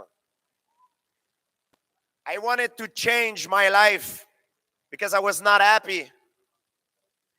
Things were not going very well for me at school. I was victim of bullying. Instead of focusing on what the teacher was explaining in front of the class, I was trying to figure out a way that I can reach my locker, pick up my books, and get to the bus before the bully get to me and beat me up. That was something that was happening every week, almost on a daily basis for me. Also at home, things were not going so well because my dad was drinking. My dad was an alcoholic. And one day, everyone started doing karate. Karate quickly became the place where I felt good. Because things were not good at home, they were not good at school either. But in karate, I felt good. And just to show you how different I was back then, when you get in a dojo in karate, when you get in, by respect, you have to bow. You go, us. Us mean hi, mean bye, means thank you. But you have to do this. And just to do that, I remember the first day to get out there, us, it took a lot out of me. I would never have imagined, if you would have told me back in the day, that I would be standing here in front of you talking to an audience. I could never have done that back then. Karate changed everything for me.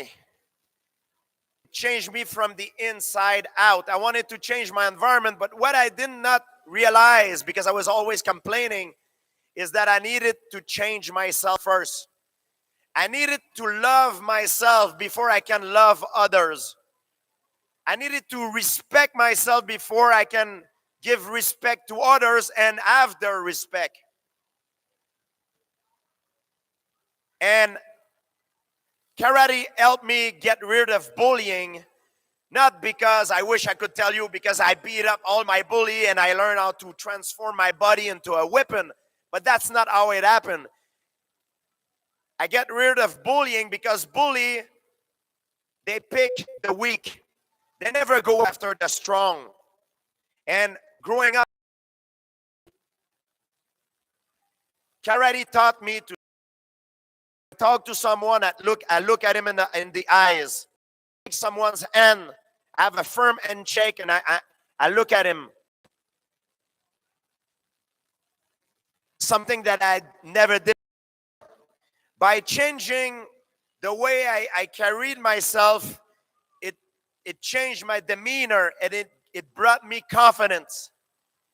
And as I was getting more confident, I get rid of bullying like that because I found myself a passion that I was good at, and it made me confident.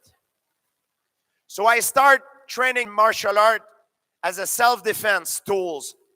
Then it became a passion, and later on, of course, everybody knows that's how I've end up earning a living. When I start collecting medal at a very young age in karate, about the same time when I was getting into my teenagehood, my dad did something incredible. My dad stopped drinking. My family was falling apart because of that. And I how hard it was for my dad to drinking, and he became my biggest inspiration because I saw the struggle, I saw all the sacrifice that he did, how he fought the thirst of getting back, and he fought it every single day, and it was very hard for him.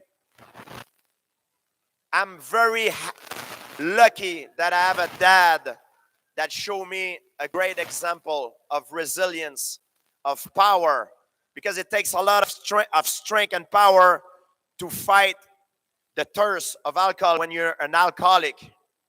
And I'm talking to you here today. It's never too late to make the good choice. If some of you have problems with alcohol, think about your kids. Think about the example that you set for your family. If my dad would not have done that, I would never have the life that I have, because I follow the step of my father, and it really inspired me. It solidified our family.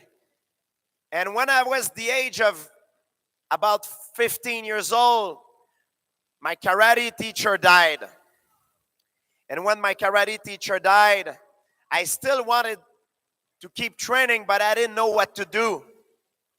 And at that moment, I have a bunch of friends who rent a VHS tape, and we watched the first UFC. Yes. And I witnessed Royce Gracie winning the first tournament of the UFC, and it really inspired me because Royce at the time was smaller than most of his opponents. And when I saw him winning the first UFC tournament, I saw him beating up much bigger man, and guys that looks much more dangerous than him. So in a way, it really inspired me because he did something I was never able to do. He beat up his own bully. And at that moment, after we watched the tournament, I told my friend, I said, that's what I want to do for a living. I want to fight in UFC. And they all start laughing at me. There is no way you're going to fight in UFC. You were bullied all your life. You cannot even beat up your bully. You cannot even defend yourself in the schoolyard when you were young. How do you expect to fight out there? And when you're confronted in life of people that tells you that it's impossible, that you cannot do something, you have two choices. You either try to get away from them because you don't want that negative energy to affect you, or if you have no choice because they're a close friend of yours or part of your family, you do like I did. You use that as a motivation to prove them wrong. I love when people tell me, oh, you can't do it, it's never been done. I'm like, oh yeah? Watch me, I'm gonna prove you wrong. It motivates me. It gives me more energy to prove them wrong. And that's what I did. Then, about the same time, a few years later, after I was a teenager, when I was 16 years old, the sport of mixed martial art was illegal.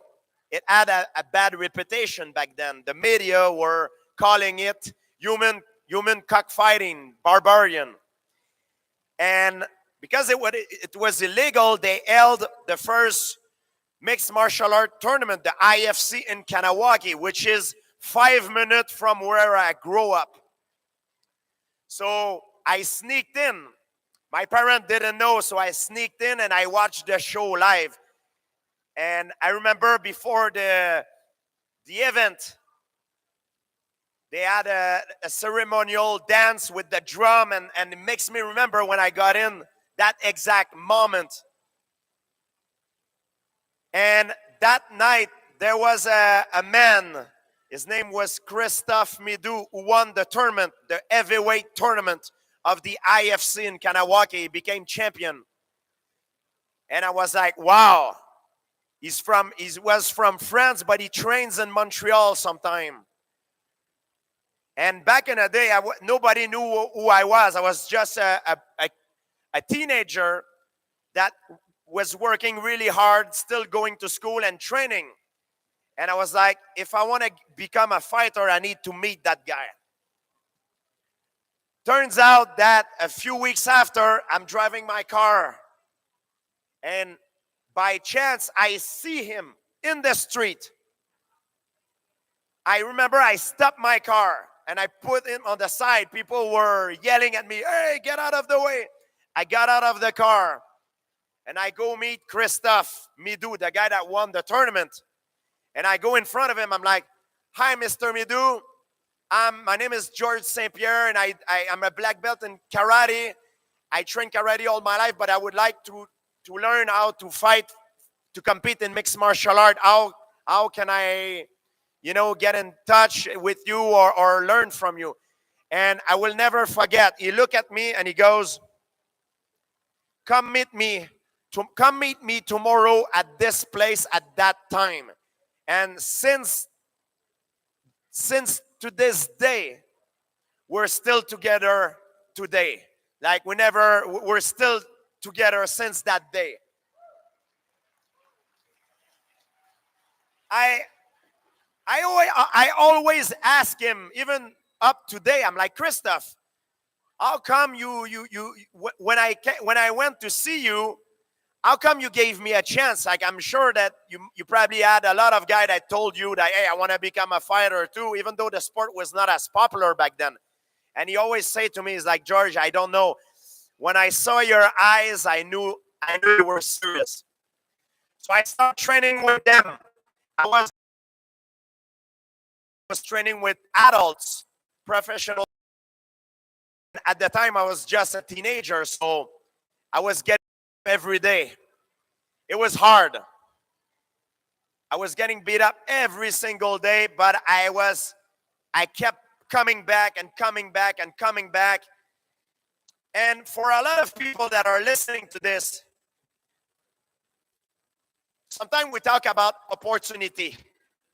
When I saw Christophe in the street, that was an opportunity that now I realize it changes my life. But if I would have seen him and being paralyzed by the fear of being rejected, I would not be here talking to you today. What I mean is that life sometime will give you opportunity. But it's up to you to take that opportunity and use it. When a door opens for you, you need to get in. Because it's only open for a certain amount of time. And if you don't get in, it closes. And you might never see an opportunity again. What makes the difference in life sometimes between someone who's successful and someone who's not is that the person who is successful take the opportunity. The person take the opportunity and doesn't let the fear paralyze them. If I would have been too scared, I was scared of being rejected by Christophe, but I took my chance.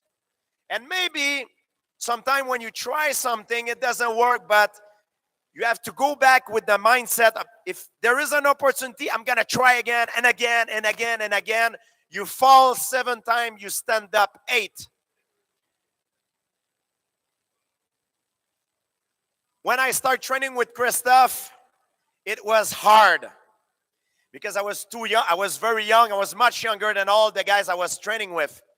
But I was learning very, very fast. And I had my first fight when I was 19 years old. And now I remember my friend that told me that I would never fight. And I was like, hey guys, I'm fighting. So what now? They're like, oh, okay, like, good luck for your fight. And after I won my first fight, I told them, I'm like, now I'm a professional fighter. I want to be fighting in UFC. And once again, all my friends, they were like, there's no way you fight in UFC. Only the elite in the world fight there. There's no way you can fight there. There's nobody that ever fought in UFC comes from Saint-Isidore. It's impossible. I'm like, all right, guys, watch me. After a few fights, I got recruited to fight in the UFC because I beat a man called Pete Spratt, who was a UFC superstar. I beat him in TKO in one of our local shows. And then I told my friend, now I'm in the UFC. I want to become world champion. And once again, my friend was like, George, there's a man in the UFC who's champion. He's a legend. He's unbreakable. He's invincible. His name is Matt Hughes. You're never going to be able to beat him. He's going to be there until he retires. I'm like, all right. Of course, I lost my first fight against Matt Hughes. But I came back and I beat him in my second match. And I became UFC world champion.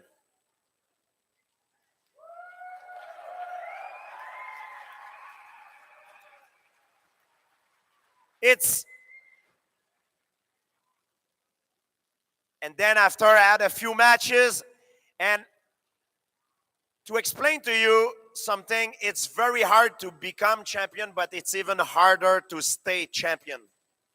The reason is when you're a contender and you want to be champion, you have a goal. That's the benchmark. You know where you're going. But when you are champion, you're the target. You're not only fighting only one guy. You're fighting the entire UFC roster because you're the target. They all looking for you. They try to find a chink in your armor, and therefore it makes it. You only know 2-3 months that you're fighting that guy when you're champion. But when you're the contender, you know that you want to reach that guy. So down the road, you fight another guy, but you have more time to study the champion than the champion has to study you. So in order to stay champion, you constantly need to innovate. Always. And I remember when I was starting to make money, I was not spending money on luxury because I come from a very humble beginning. I didn't have money. I was broke.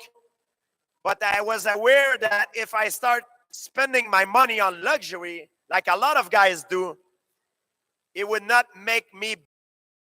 If it does not make me better, the competition will catch up to me.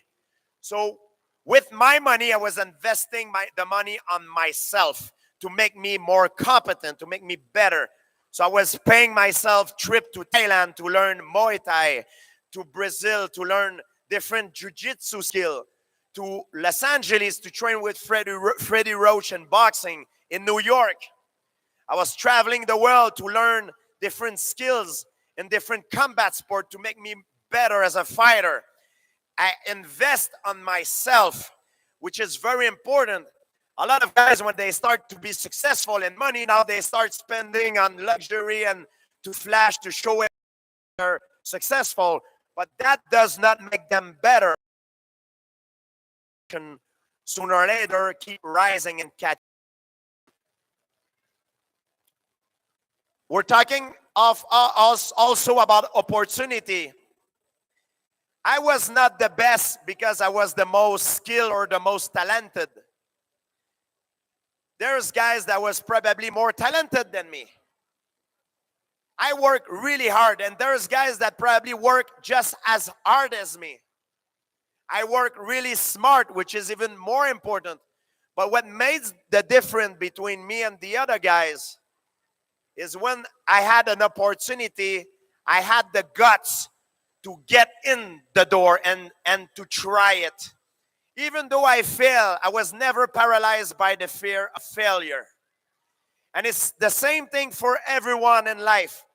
If there's an opportunity that opens up to you and you don't take it, you'll lose it. And maybe your competition will take it. So therefore, you will sink even deeper. We live in a very competitive world, especially in business. In sport, it's the same thing. When an opportunity comes to you, guys, have the courage to take it. It's very important. And now we talk about fear. And often people ask me, yeah, but I'm afraid, you know. I was afraid too. Before every single fight, I was afraid. I was afraid to lose, to be humiliated, to fail. And I was so afraid that at one point in my career, I seek the help of sport psychologists because I was looking around and all the other fighters, they seemed like they were not afraid. They were like, yeah, I'm going to kick his butt, nah. So I was intimidating. So the sport psychologists they were trying to brainwash me. They were like, George, stop saying you're afraid. You're not afraid. You're excited. And I was like, I don't know if it's a language barrier, but I don't feel excited. And then I realized something. I realized that there is no courage without fear. And I should not be afraid to admit that I'm afraid. And I learned that in order to control your fear, you need to build up your confidence. Because you can be as good as you want, as skilled as you want in life, but if you don't have confidence, it's a little bit like someone who has a lot of money in his bank account, but no way of accessing it.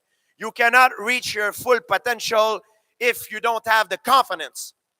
And the way you build up your confidence, it's by, in combat sport, it's by preparing yourself the best you can, by training.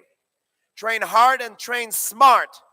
Before every fight, I had the right to be confident because I know I check mark everything.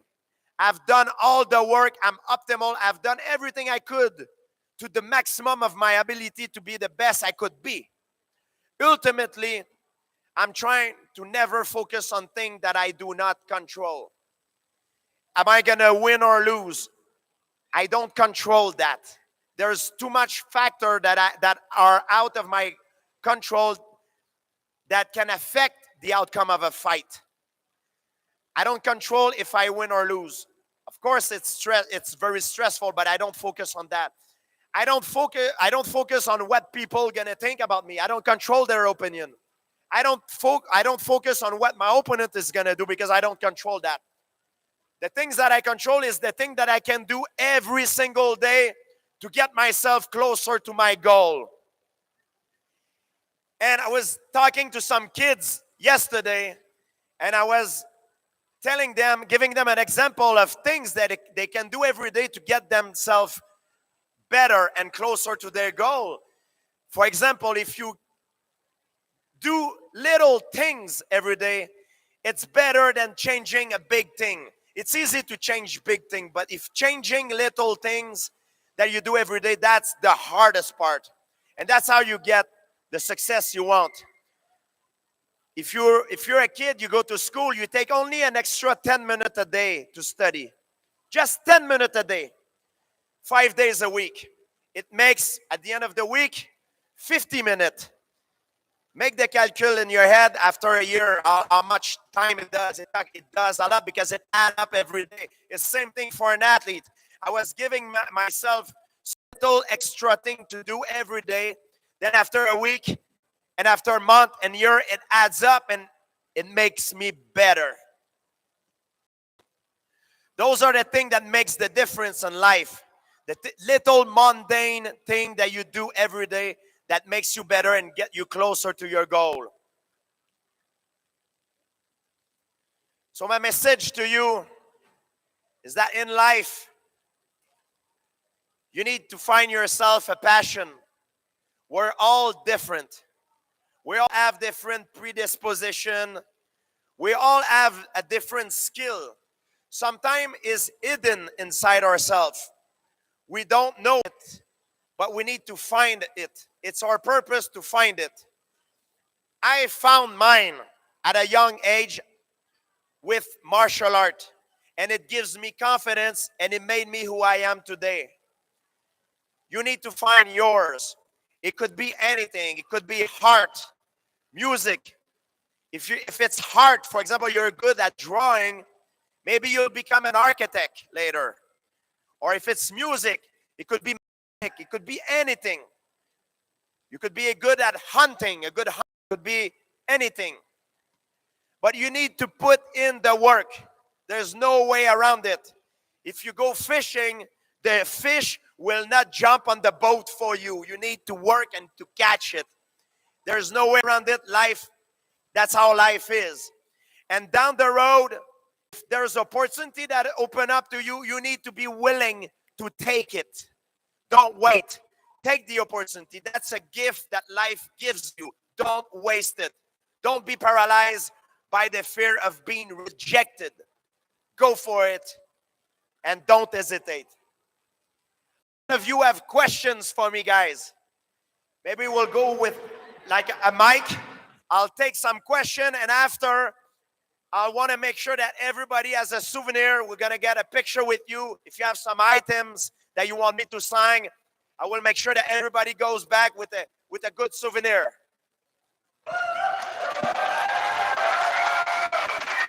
So, George, if you're okay with this, Vincent and I is going to be in the crowd with questions, but we have to do a couple things first. One, welcome to Siksika, which has a rich history of sports and mentors and giving back. You'll notice that the stools that Chief Vincent and I are sitting on, Bret Hart, the best there is, the best there was, the best there ever will be.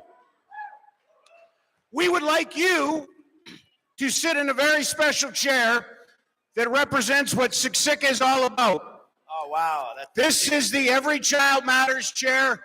This is the first jersey ever. This is the first jersey ever given to First Nations design and then worn by a major franchise, the Calgary Hitmen. This is very special around the world. You are part of a rich sporting tradition here in Siksika. So please, sir, if you don't mind. Wow. Thank you. Now, Chief Vince, we heard a little bit of Blackfoot, but you have a couple of things you'd like to work on and teach GSP, wouldn't you? I sure did. First of all, I just want to say thank you. Ito toksi, yakito kisawa taksi, amoksi siksika, amoksi pukaiksi, no tuya kitsitsiwakya. Ito na takay tapi moksi pukaiksi, yasamukya, kitsinokya. Anakaksi pukaiksi takitanistaya, taka mo kitsupuya paskino. I just simply said, we are so honored that you're here, and all these young people here, they know you very well. When I tell them that you're coming, they're so happy that you were going to be here.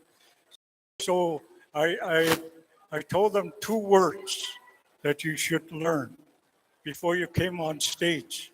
Did they teach you those 2 words? Okay. Okay. Did he say? Uki Siksika. There you go. Siksika. Iksugapi kitutoksi. What's the other word? Upaki. Sukapi. Sukapi. Supaki. Thank you. Sukapi. Sukapi. Sukapi. Who was your teacher? Thank you for coming. You got a couple questions? We do.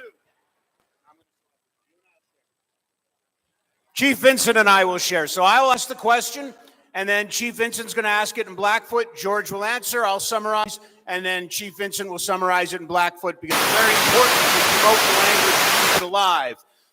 George, you said something really interesting in your speech, and I'd like to ask you about it. And that was, this is a day about youth mental health. You chose to seek help from a sports psychologist. Can you talk about the importance of seeking help?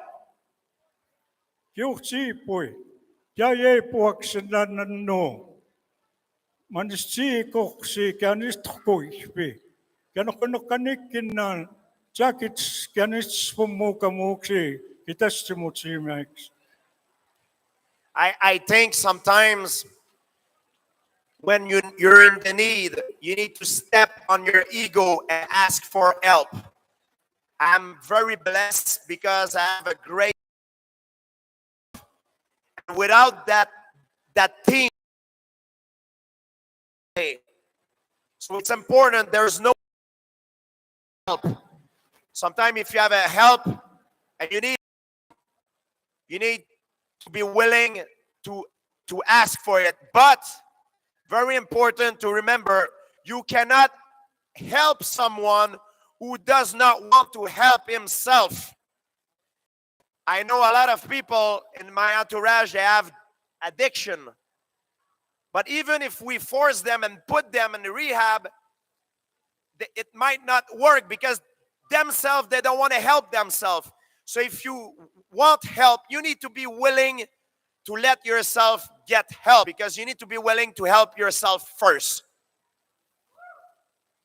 Help yourself. Again, you have to want it. You can't force it on somebody, but break down the barrier and ask for the help.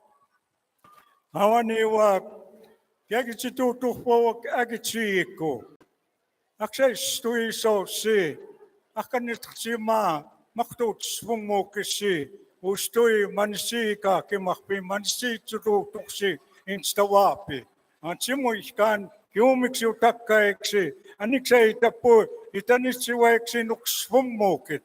Oki matsitaniu annakai kamita pitsi kosiu tsipaita pitsin autai kaatu siusiu utautsissa tuutsis makapis. Aksno tumania ustua utsipaita pitsin makohtuutsvumuks. I see there's a lot of young guys here, teenagers. I remember when I was a teenager, I was broke. I did not have money. I worked really hard.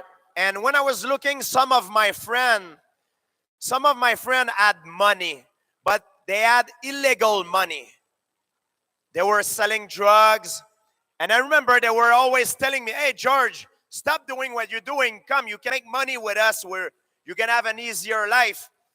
But I knew down the road they were going to get in trouble. And now I still have friends today that are incarcerated. They're still in jail because when I was young, they choose the wrong path. So what saved me is the sport. The easy way is not always the good way. There's nothing in life, you cannot reach your goal without hard work. There's no shortcuts. Sometimes the shortcut would lead you to a wrong path and you might end up in jail. So stay away from drug and illegal activities and be willing to put in the work the right way to achieve your goals. The importance of choosing the right path. Shortcuts don't help you. You need to put in the work. You need to do it the right way. You need to follow the right path.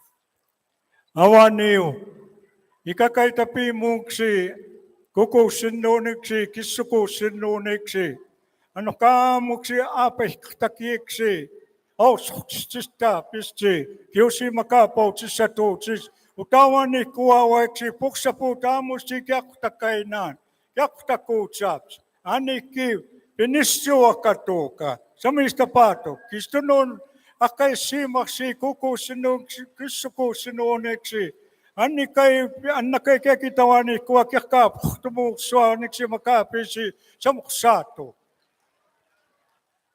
George, I I want to talk to you a little bit about your foundation, and I want you to explain this for our audience.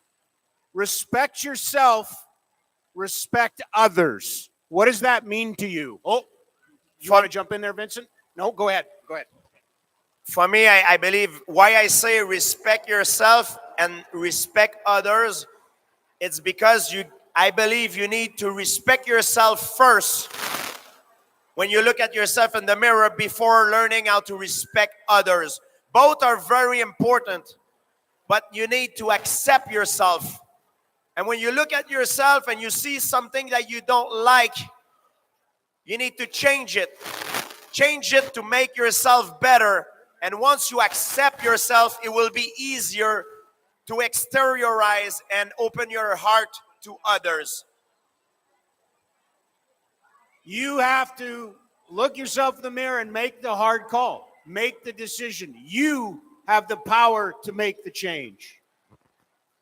Awang si kuko sinun eksakto tayo kakimataya usto ay makika kiman. Ay ka kimasa ako tayo sukim siyak sa istoy siya. Utukam mo tayo ipaytapisa. Pakisto no naktakto tayo kang ikakimataya makika kiman. If you're taking drugs, you're not working, you're lazy, you're drinking all the time, this is not respecting ourselves. You need to take care of yourself. Your body is your instrument of work. If you use drug, alcohol, are lazy, it's not respecting yourself. You need to stop that. You need to stop to poison yourself. Learn how to respect yourself first. Therefore, after, the positive result will come. But it's a hard thing to do. You need to break that barrier. It needs first a commitment, and then after, consistency. If you don't have a commitment, you will never start. And if you don't have consistency, you'll never finish. And you need also, on top of that, the discipline to do it. Nothing in life is achieved without that. Nothing is achieved without those steps. Kelly, are you about ready? Because I'm going to ask one more question, and then we'll throw it over to you. So, George, I'm a big multi-sport guy. I think being involved in sports. Did you play growing up? I play a lot of other sport. I actually, when I was young, I wanted to play hockey, but my parents did not have enough money to buy the equipment, because the equipment of hockey, it's quite expensive. In karate, you can do it, only need a kimono. You don't need anything else. It's not expensive. So, and also because I was victim of bullying, I did karate to learn a self-defense tools. Just, try that one. Thank you. Thank you. There we go. So I couldn't play hockey because hockey is expensive. It costs a lot of money. You need to buy the equipment. And my parents did not have the money when I was young. We ate I was able to eat every day, but we were very, very, very tight. So karate, for me, was a better option, because also I needed to learn a self-defense tool to defend myself. Telly, we got time for 3 or 4 questions from the audience. So if you got a question, put your hand in the air. All right, we got a question right here. Hey, Tim. How's it going? I was wondering, is there ever a point started out not liking, and then after you finished fighting, that you respected him? Oh, yeah. One of the guys that I fought, before we were about to fight, there was a lot of trash talking. They were insulting me, and I was, I never been a trash talker, because first, English is not my first language, and also I'm just not good at it. I want to stay authentic, and for me it's important to always respect my opponent, because my opponent, in a way, I always see it as a reflection of myself because he probably did similar sacrifice to get there. So is the path of his life is probably very similar to mine. So when I look across the octagon, in a way, I look at myself. So respect my opponent, but of course, a lot of them were insulted. And I don't take it personal because there's a lot of mental warfare in combat sport. And I knew that it was, for me, I never took it personal. It was only business. And after every single, I made peace with my opponent. And there is no opponent that I fought. They were in the need today. I would never hesitate to help them. And maybe I'm a little bit naive, but I think it would be the same way, the other way around. I think if I would be in the need, they hesitate to help me. I'm friends with Michael Bisping, Matt Serra, Jake Shield. These guys, Carlos Condit, I'm all friend with them. We share a moment together. We fought hard. We compete.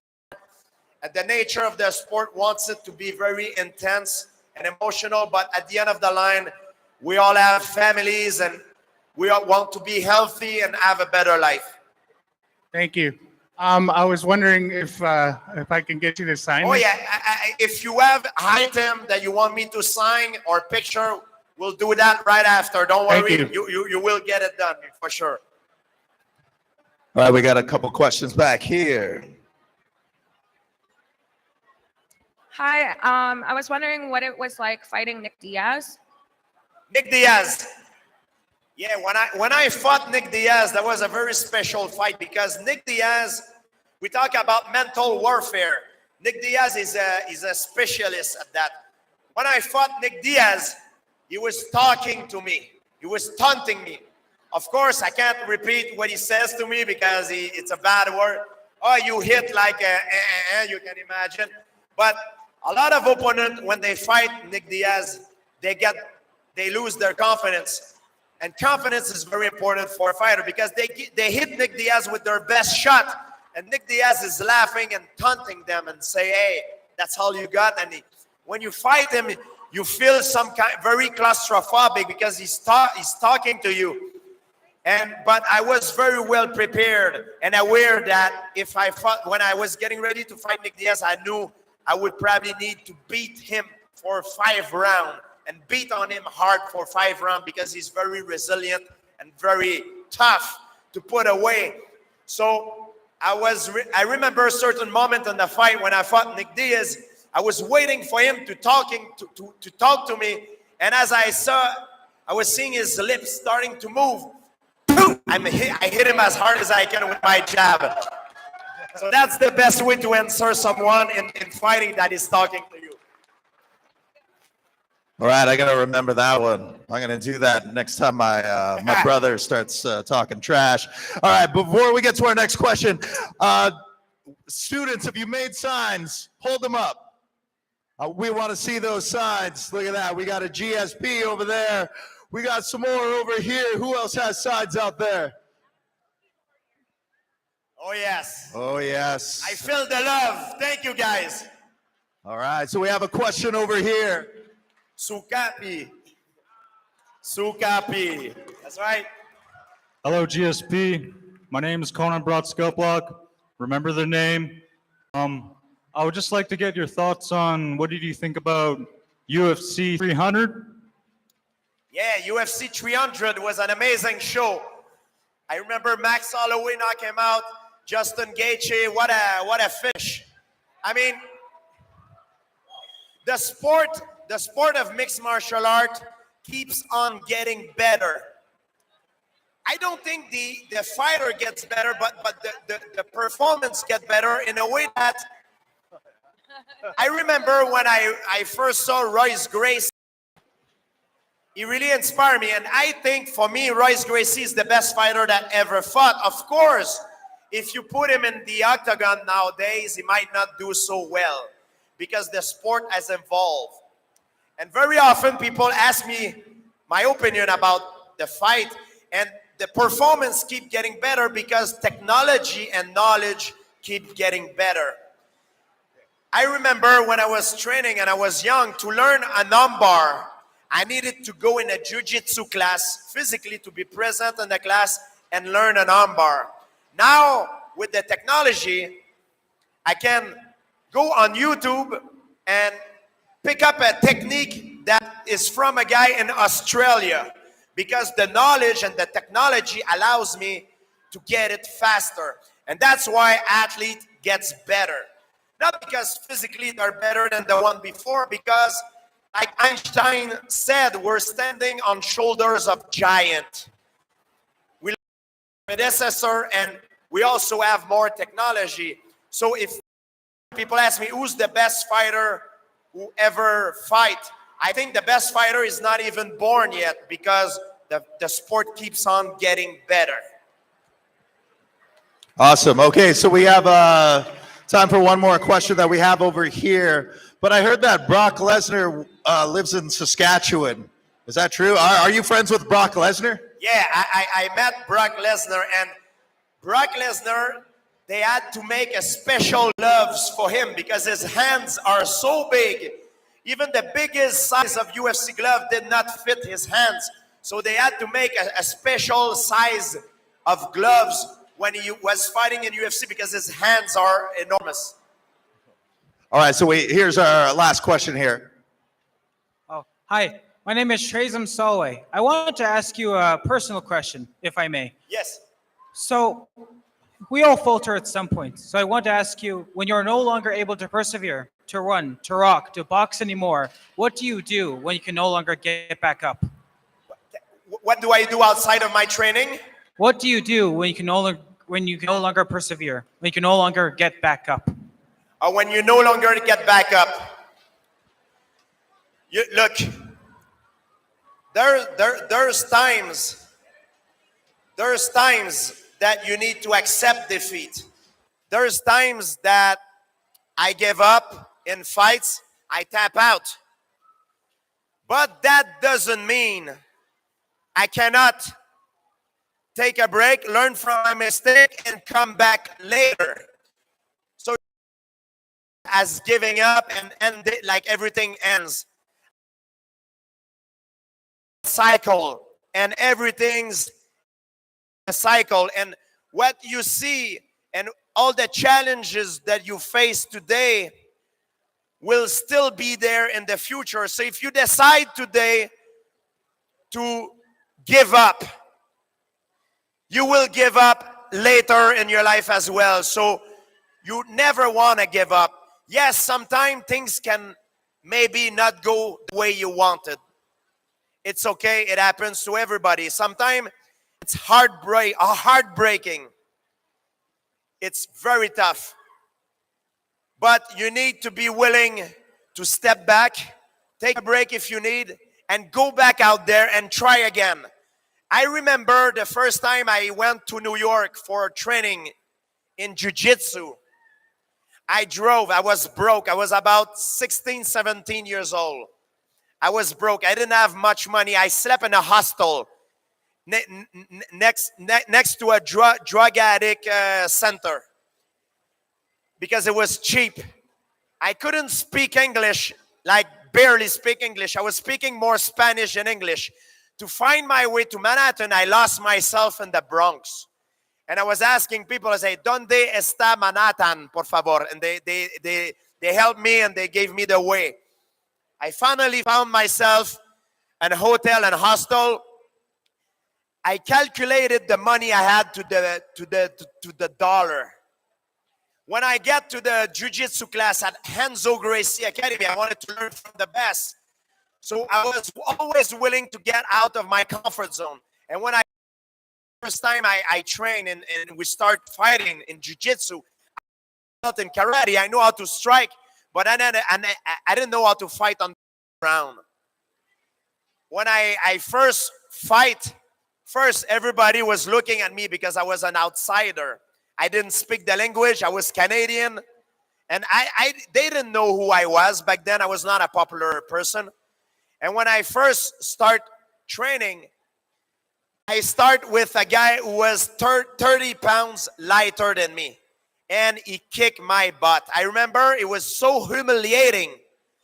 He tapped me out like 5 times in 5 minutes. I was so humiliating, and people were laughing at me because there was, you know, I was athletic. I was, you know, I always been a good athlete, but I was getting beat up by a guy 30 pounds lighter than me, and they were ganging up on me and kind of laughing. It was a very traumatic experience for me because first, physically, I was exhausted. I was getting beat up.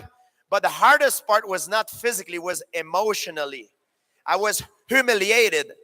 And I knew that if I wanted to be champion, I wanted to achieve my dream, I need to go back out there because that's the best place.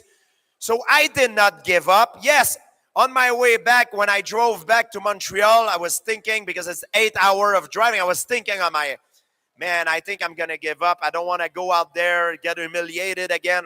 But you know what? I told myself, I've said, F that. I went back the next month. I got beat up again, and the guys still laugh at me. But that guy that they were laughing at kept coming back and coming back and coming back. And as I was coming back, I was getting better every single time until the day that I was getting even with the guys. And now I was not an outsider anymore. I was getting even with them. They took me underneath their wing. And then I was getting better than them. I was putting in the work. But I needed to go through that phase. You cannot expect to do something and be good right away. Life doesn't work like that. Sometimes it's physically, it's grueling. Emotionally, it's grueling. Emotionally, it's even harder than physically. But you need to be willing to take it.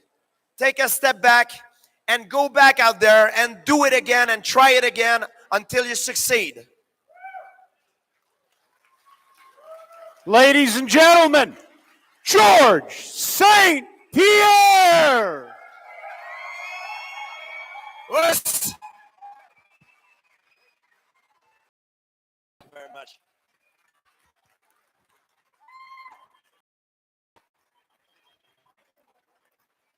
George, I envy you. That's a good chair, a real good chair. When you first walked in the cage here, today PC, so I told them I thought you were going to beat me up when you came in. It's good that you visit us. Ano ka, yanis sitip saksin na, yanis sipuisi, no to kana sukip spinna.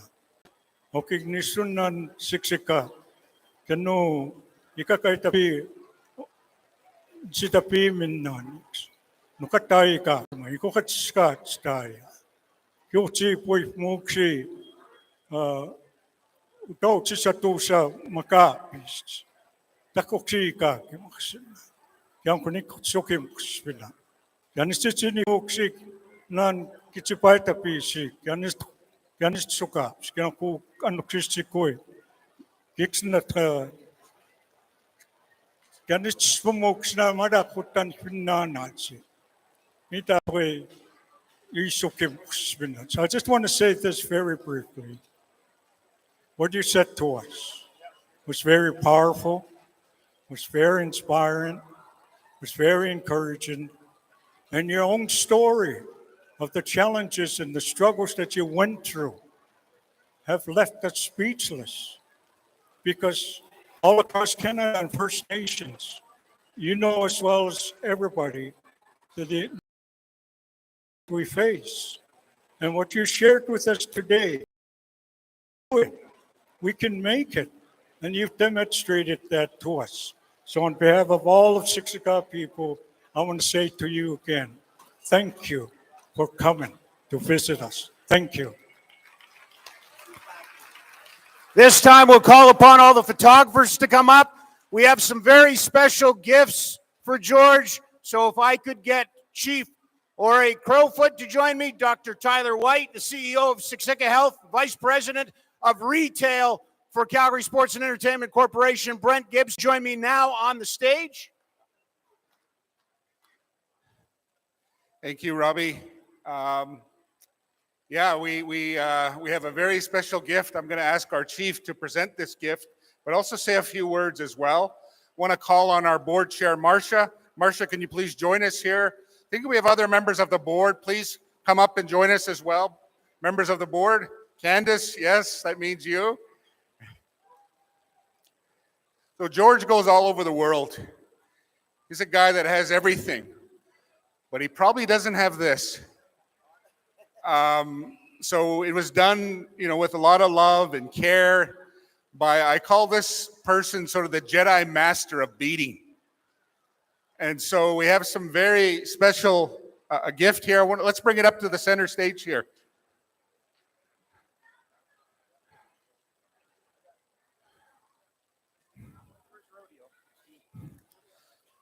Just before we unveil this, I'm going to have our chief say a few words, and then the chief and our chair will unveil the gift and give it to George. Chief?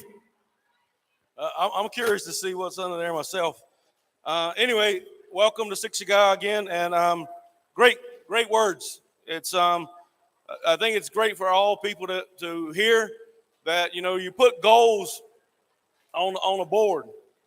You work to achieve those goals, and anything's possible. But you got to put in the hard work. You got to respect yourself. You got to respect others, and you got to be resilient. And all those things, if we do those things, anything's possible. Either you can be a world champion, a teacher, a doctor, a lawyer, anything you want to be. But you got to put those goals and have those benchmarks and keep striving towards those goals. Sometimes it's going to get hard, but you got to have those focus on where you're at and then look back to where you've come. And like the words were spoken today, each one of those steps is towards that goal is a stepping stone. And, George said he wouldn't be here today if it wasn't for those taking those opportunities. A lot of times we see these opportunities and we're too afraid. We're worried about failure. We're worried about, man, what's going to happen if I put myself out there? Well, what will happen if you don't put yourself out there is you're going to be wondering the rest of your life, what would have happened? And again, just listening to some of the stories that were told, great stories, great message, and I'm really, I actually think it was a really great. I'm really impressed by the story. I mean, a lot of people when they see somebody on TV, they think they just magically got there. They don't see all the work that's put in, and it's all those things that I think it's good for people to hear. If you're 5 years old or if you're 50 years old, it's never too late to put those goals in place to help better your life. Respect yourself, respect others, and anything's possible. So thank you, and I don't want to give another speech. You already have a great speech. Oh, here's Marcia. At this time, we'd like to bring forward Marcia Wolfcaller, Chair of the Siksika Health Board. Okay, thank you so much. George, to be honest, I didn't know who you were. And until my son, he's a big UFC fan, he said, Mom, you don't know who GPS is? I said, no, who is that? And, oh, did I say right? Okay. Oh, GSP. Yeah. You find yourself when you get lost. See, there you go. And so he's a mega fan. And I actually had a question for you.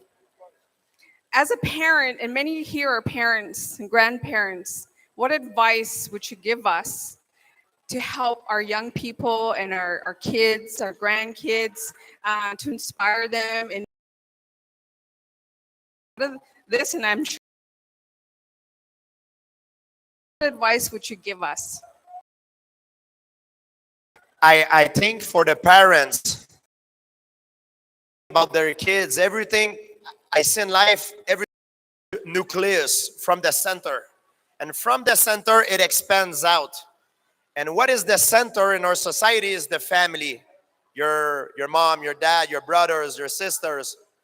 When you're one of the elder in the family, if you're an older brother or older sister, same thing if you're a parent, you need to set the example. And that's what I was talking earlier before. My dad, we did not start. It did not start the good way with my dad. He was drinking, and he was an alcoholic. But I saw him making the sacrifice for the family because he saw that we were falling apart. And when he stopped drinking, it really re-solidified my family together. So as a parent, I believe you need to set the example. And sometimes it's not big things, it's small things. You know that your kids go to school. You know that education is very important for your kids. You need to encourage them to study. You need to help him study. I know it's hard. I know it's a pain. It takes time. It takes a lot of patience, but you need to put in the work, because by setting the example for your kids, they will get better. If you don't do that, the kids will not do it by themselves because they're learning from you. So you're the one in charge, and you need to take responsibility to set a good example for the kids.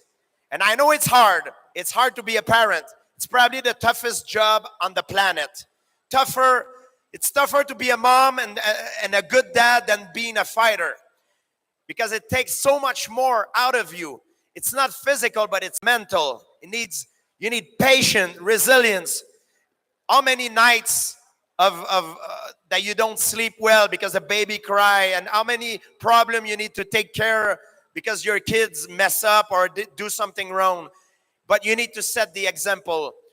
The better you set the example, the better your kid will be. And I believe that's the most important thing. Thank you, George. On behalf of the board here and Siksika Health Services, the staff, and along with Siksika Nation and everyone here, we thank you for your time, and your talk was powerful. I've learned a lot. And so I just bid you a farewell and a safe drive home or flight home. But I thank you so much for taking time out of your schedule to be here with us. Thank you. Chief, Councillor Marcia, thank you for joining us here today. And as I said, made a very special gift. George gets everything. He's got it all. He probably doesn't have this. And so who's going to help me? I want to have our chief and Marcia take off and unveil this gift for George. So these are beaded MMA gloves.